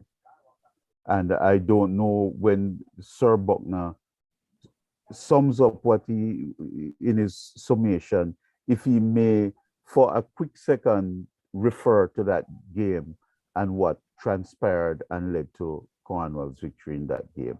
I don't know if he will bless us with that. Thank you. Yes, the Legends of Jared Park, 1983, December. Was it November? November. Thank you so much, Dale. And folks, you can tune in to Dale and myself on the program, We Radio Online, Tuesdays 7 to 8 p.m. where we host that program. Our guest covers the gamut on all sports. And at this time, I'd like to offer the floor to Coach Steve Buckner for his closing comments. Yes, all right. Thank you very much. I enjoyed talking about that 83 with the Cornwallians, not with the Russians.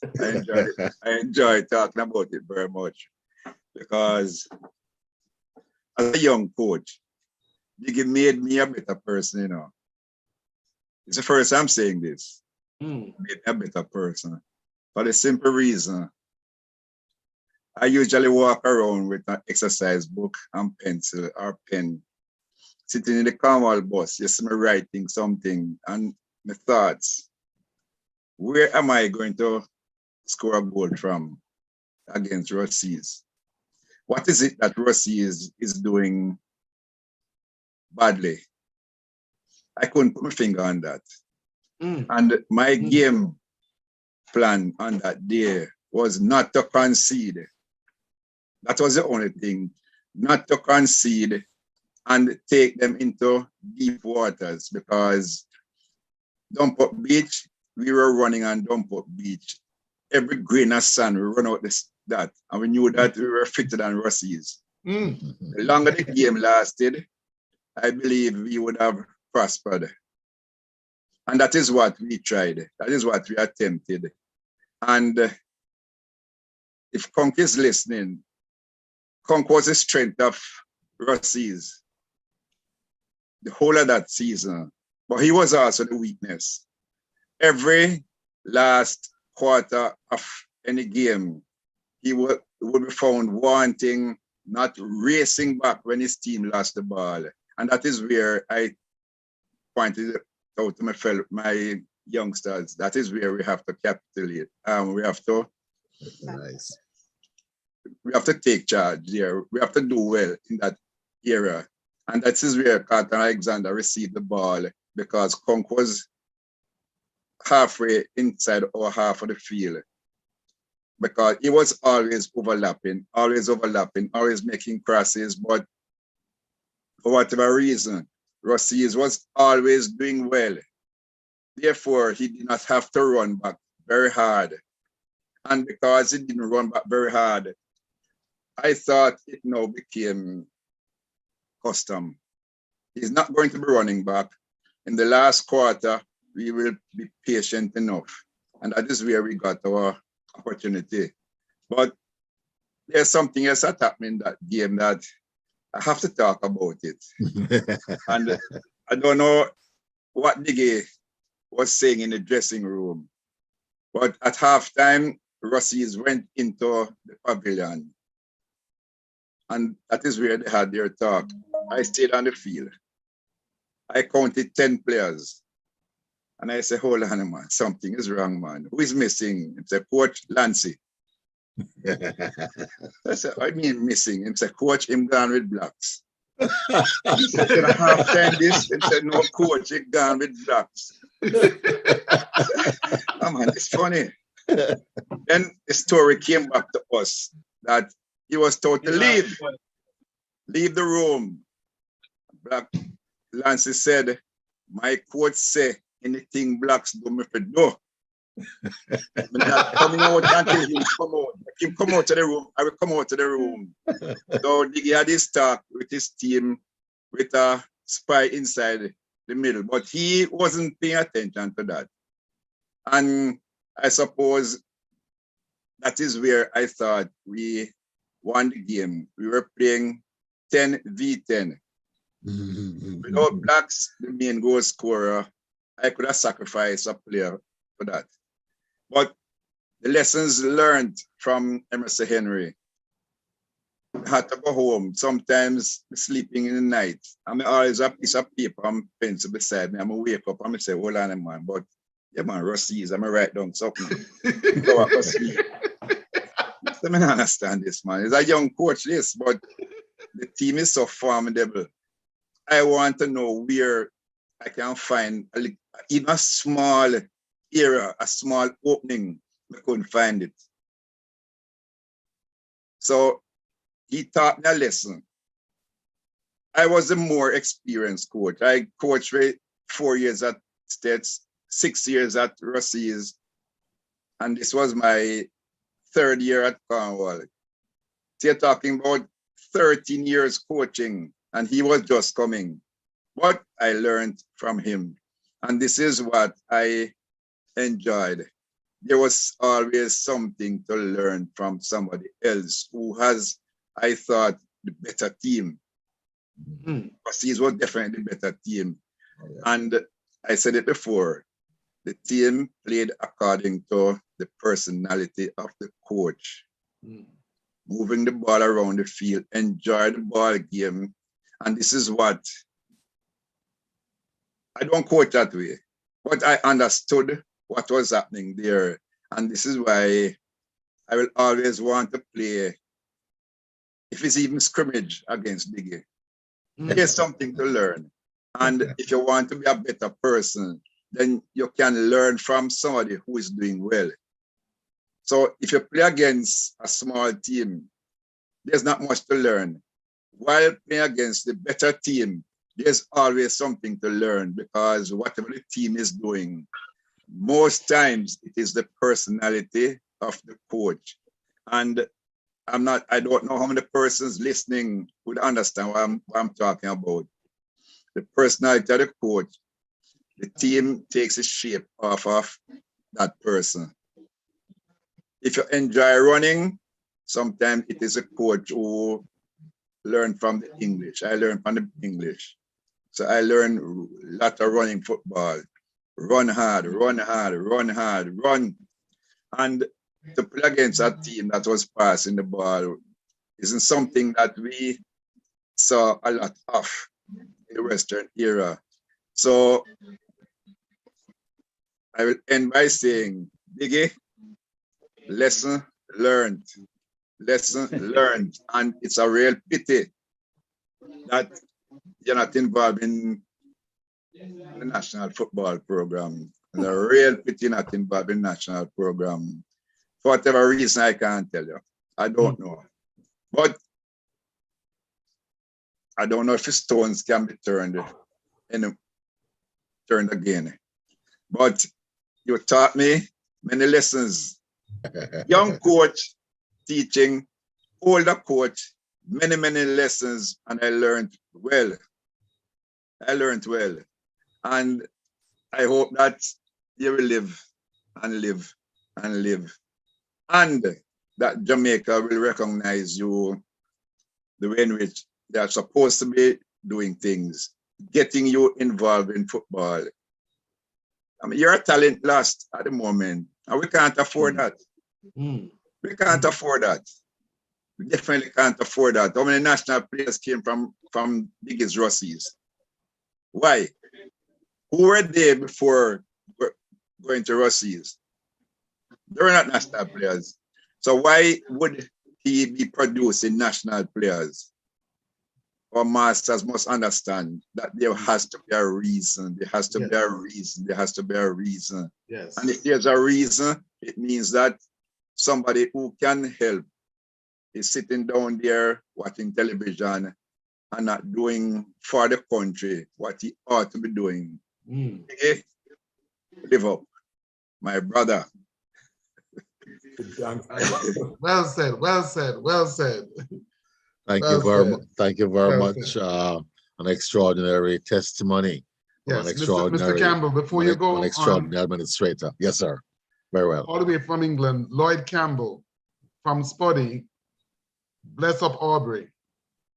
Lloyd Stewart, 1983 D Cup final was one of the biggest I ever watched, and I have to walk from Mobe to Johnsontown, Lucy, and get even for that match, but it did worth it, honestly. From Jared Park to Lucy, he walked. Linton Archer, Steve, not only books and pens, but biscuit in your bag.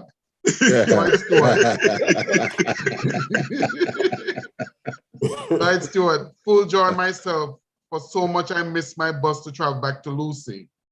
Glasgow Rivet, much respect, Mr. B. Yes, Mr. Campbell, back to you. Thank you so much, Desmond. Marshalling the proceedings very well, sir. All right, so without further ado, gentle folks, let me pivot and hand over to President Troy for his comments. And then we'll go into final comments from each panelist, correct? Yes, please. Beautiful. Yes, sounds good. Hang on with us, folks. Don't leave. Hang on with us. Yes. Yes, yes. Yes, viewers. Yeah, the night is long, but you know, it's worth the wait. Where do I start? Where do I start with this great man? First of all, as I said before, he's more than a coach to me. That's my son, godfather. His family, his friend. And Mr. Henry and I started this journey in 1983. And they always compare the 1983 team to Mr. B 1978 team. And we were going through the Doncaster Cup like a storm. And you hear Liebert Alleman stated that Mr. Henry was way ahead of his time. Yes, he was. Because the type of football that we were playing, Mr. Henry used to study the Brazilian type of football in the late 70s and the early 80s. When you have Junior on one side and Leandro on the next side. So implement that same system with Ruseas. That's why when we're playing, you see us in the blue and gold and the White Sox. And people are saying, oh, you guys resembling the Ruseas, resemble Brazil. But before I even go further and deep into the soccer thing, I just want to commend one person. And we always leave her out of the mix.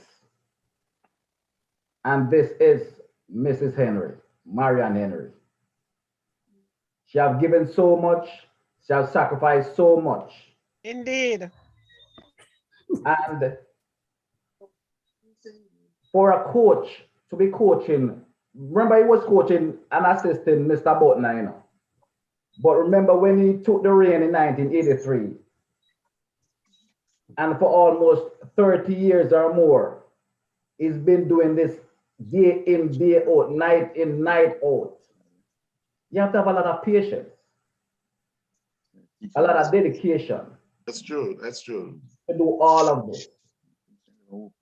And then the success came after. But it wasn't easy. It came with a lot of work, hard work, a lot of preparation, a lot of sleepless nights. And I see a lot of people talking about the 1983 final. I need to even ask Mr. B this, because Mr. B, your ballers, them squeal on you. I'm going to tell you why them squeal on you. After the 1983 Dacosta Cup final, we went to All Dacosta. We were called for the All Dacosta Cup squad. And the camp was at Cornwall College. And I can recall my good friend Carlton Alexander, Lance Buck Gibbs, who was the captain at the time. And Mr. B called him and says, take this ball downtown. I said, what? He said, take this ball downtown, man. You know what to do with it. That's why I gave the captain. Yeah, Mr. B laughing though. I was wondering what Mr. B with him tricks. Then guys them downtown to I think it was a painting shop or something. And they paint that ball, the same ball that they train with every single day. That's I think what they're using the Dacosta Cup final. Can I answer that? Yeah. It was a match ball, but we had 4 of those balls and we were training with 2 of them. Every match that we start, or that we played, every home match is the same ball we use. I remember those days, ISA was not providing match ball at any venue. So I have my ball under my arm. When the game finished, Bryce will collect it, wash it off, and Pele carried him father, and him father paint. The man said, wait, but I must no ball can only have 1 ball. So we put a master the 1 ball. And then now, it was said that this ball went to Haiti. That's why Rusea couldn't score.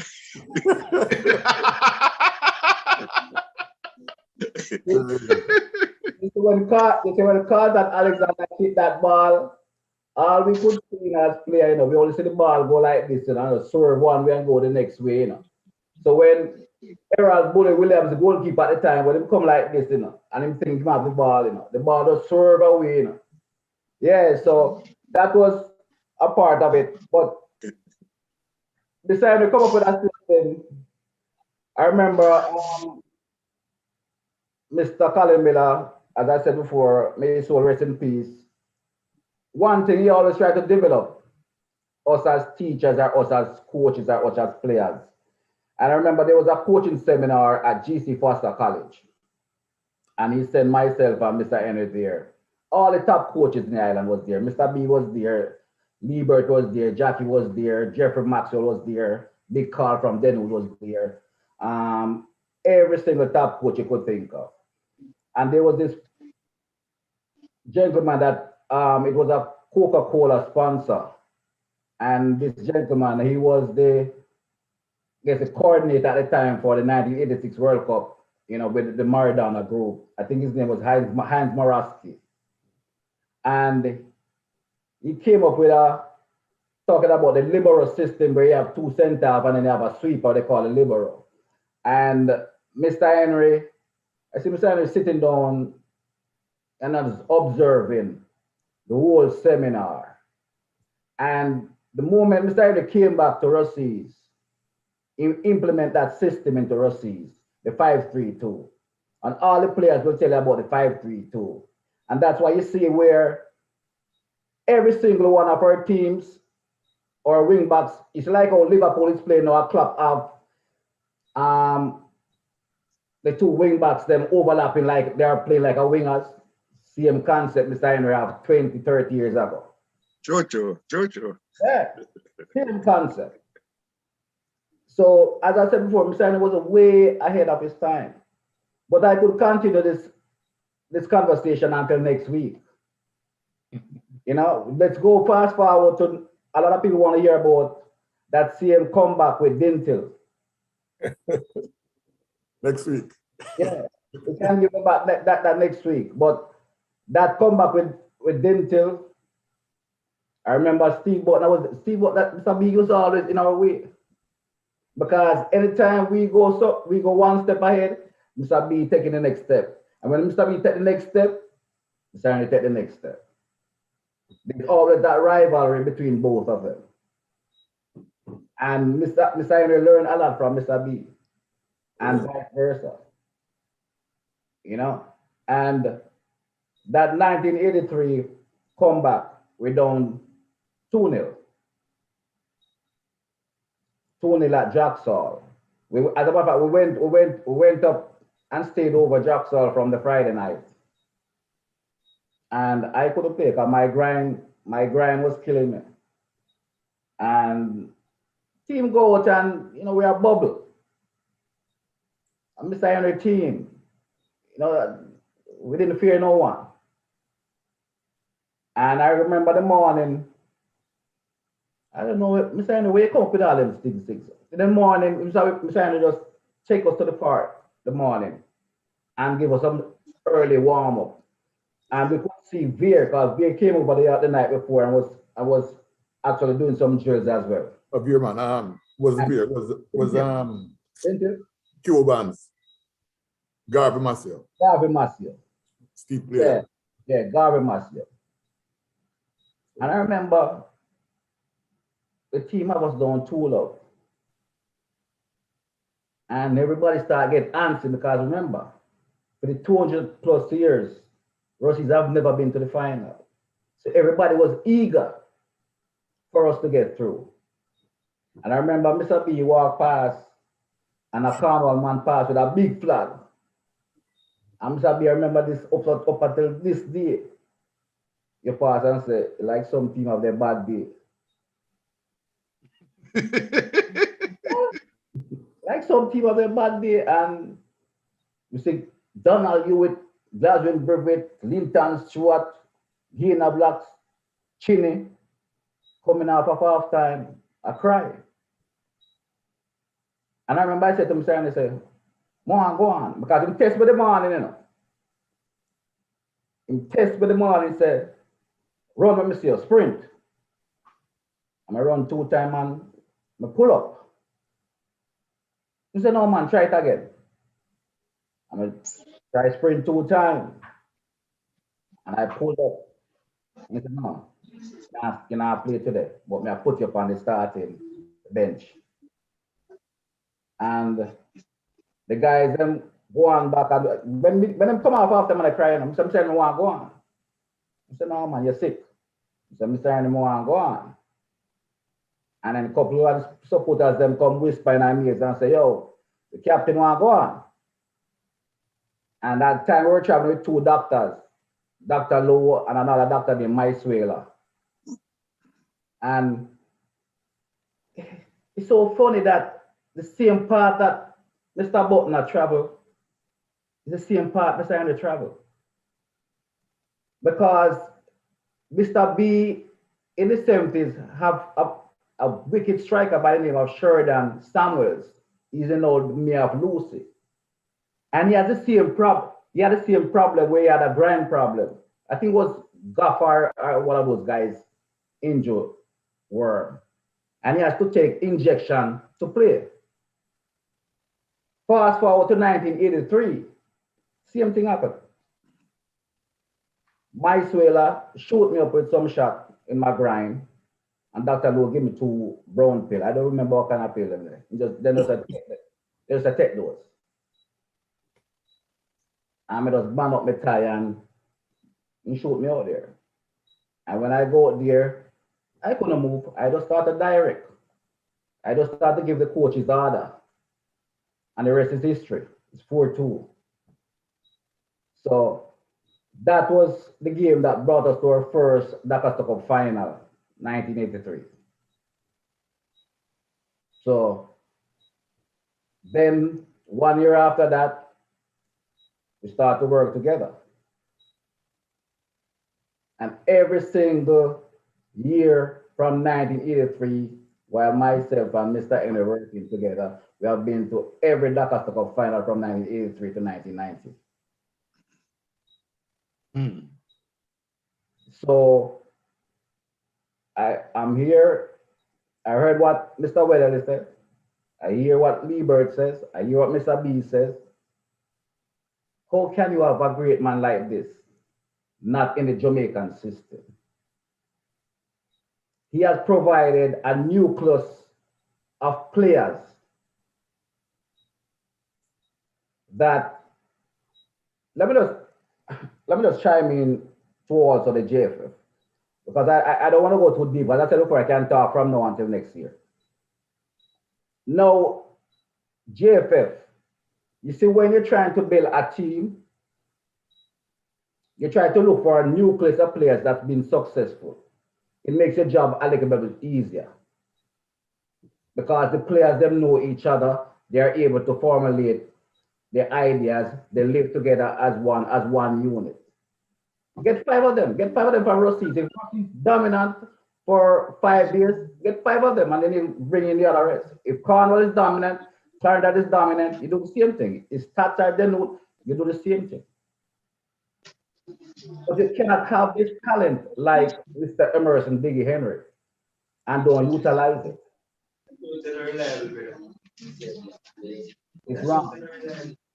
So I'm going to leave it right here by saying, coach, my mentor, my father figure, I learned a lot from you. You have taught me well, not just as a coach, as a student, but as a professional in my everyday life right now. Because you have set the foundation for me as a person to excel in whatever I'm doing right now. So on behalf of the Rusea's Brothers Sisters Foundation, Inc., we want to salute you. We want to thank you for giving us so much, for giving the people of Rusea or Hanover so much. A statue should be built down here for you. A block, the chemistry lab or the block or the Rusea block should be named after you. Something should be done for you. And that's what we're fighting there for. That's what the Brosis Foundation is fighting for right now as we speak. Something in your honor down there at Rusea's side. Mr. President. I'm going to close it off. I just want to say a big thanks to all my directors, all my committee members, and all my members of the Brosis Foundation. I want to thank you for your dedication and hard work. Thanks to my family, thanks to my friends, both here and abroad. Mr. Dunkley, take it away. Dunkley, 1 minute.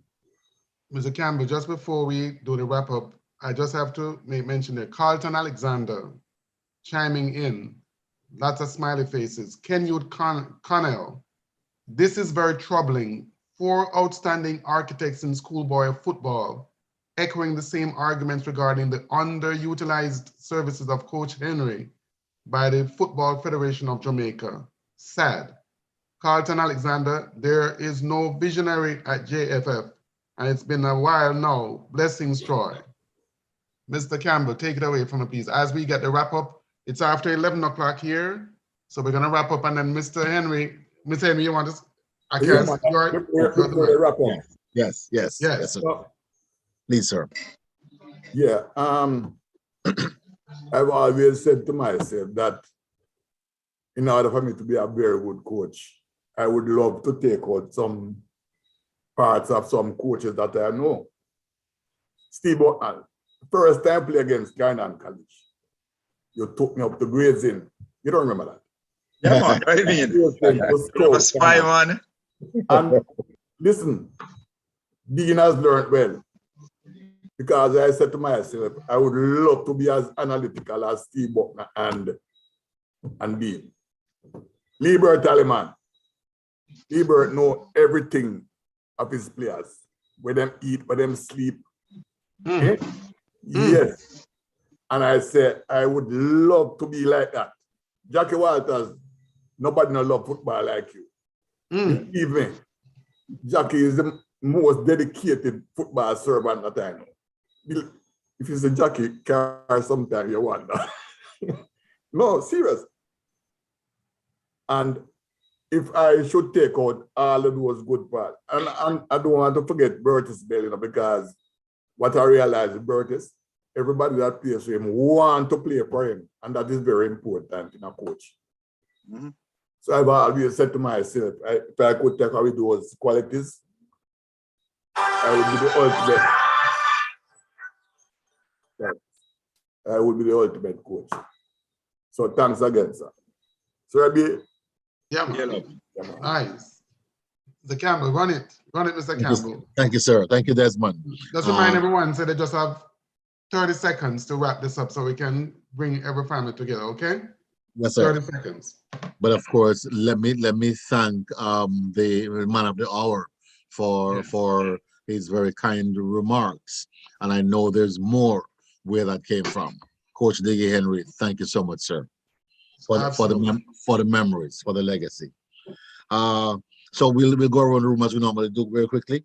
Do I start with Coach Liebert? You have 30 seconds, sir. President Troy, I want to say thank you for the opportunity. Diggy, my brother, enough respect. And I noticed nobody say anything about your technical director, Mrs. Marion, and they don't know that. It's good to see you again. He's my father, bigger brother. Stabby. Yellow. You give me the break. His family. Wonderful. Being a part of the Rusea's family. I love that. And I always cherish those moments. One love. Biggie. All the best. See you later. Great legacy. Coach Dean Weatherly.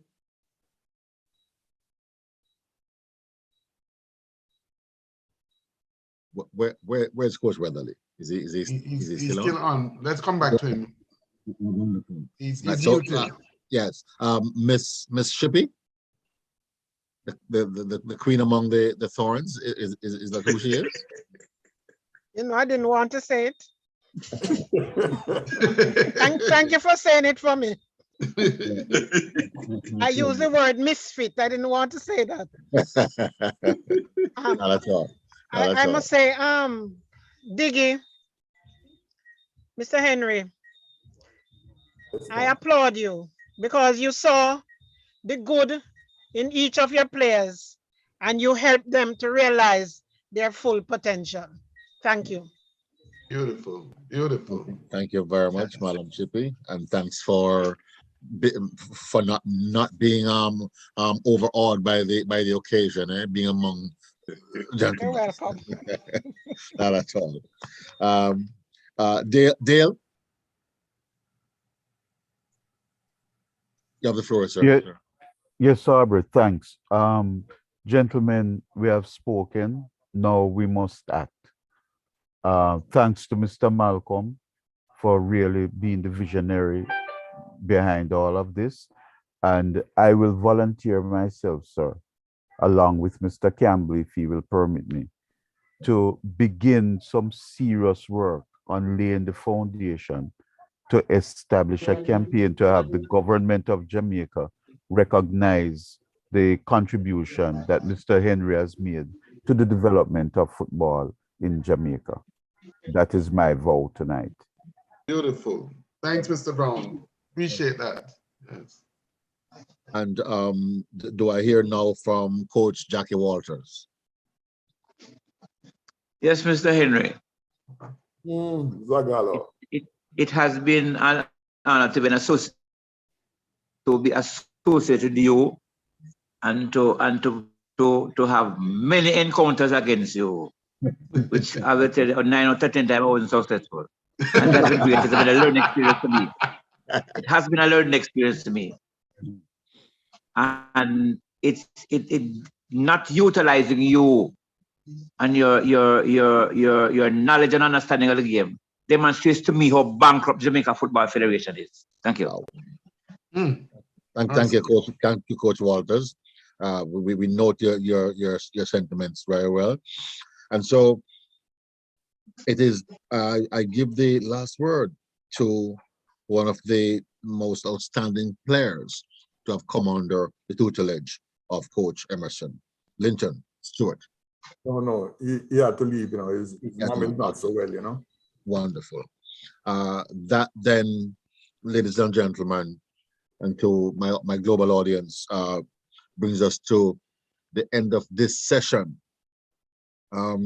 Just a brief pause to recognize a visionary, an outstanding educator, an outstanding sports administrator, coach extraordinaire, Emerson Jiggy Henry.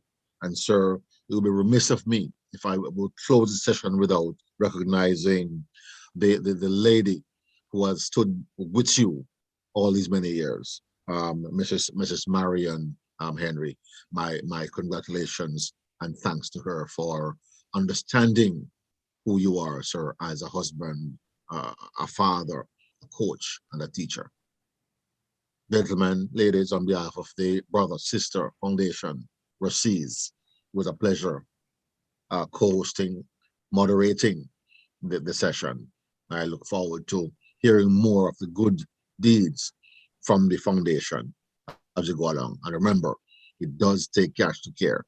And on a quick note, just to say that Donald Quarry and Vernon Campbell Brown will be in New York on May 28th as well too, to receive Lifetime Achievement Awards from the Montego Bay Comets Track Club, Comets Club International, in a reunion ceremony. If you can join us, please do. You can reach out to me and I'll show and I'll let you know just how, when, and where. Have a good evening. Blessings, Troy. A pleasure as always, sir. Thank you, sir. Thank you so much, Mr. Campbell. And just as we close, I just want to say, Dennis Jump, I salute you, Mr. Emerson Diggy Henry. Shauna Dunkley, thanks for the wonderful memories, Sir Henry. Steph Curry, One General. Carlton Alexander, yes, Emerson, real legend and pioneer of our favorite sport, Nuff Love. My brothers and sisters, on behalf of the Rusea Brosis Foundation, I just want to say to you, it is a wonderful thing as a people that we can celebrate our own. Exactly. It's a wonderful thing as a people we can honor someone who is among us. Each and every one of you, I appreciate you and I thank you for this beautiful evening. I am thrilled to be a part of this. This is positivity to another level.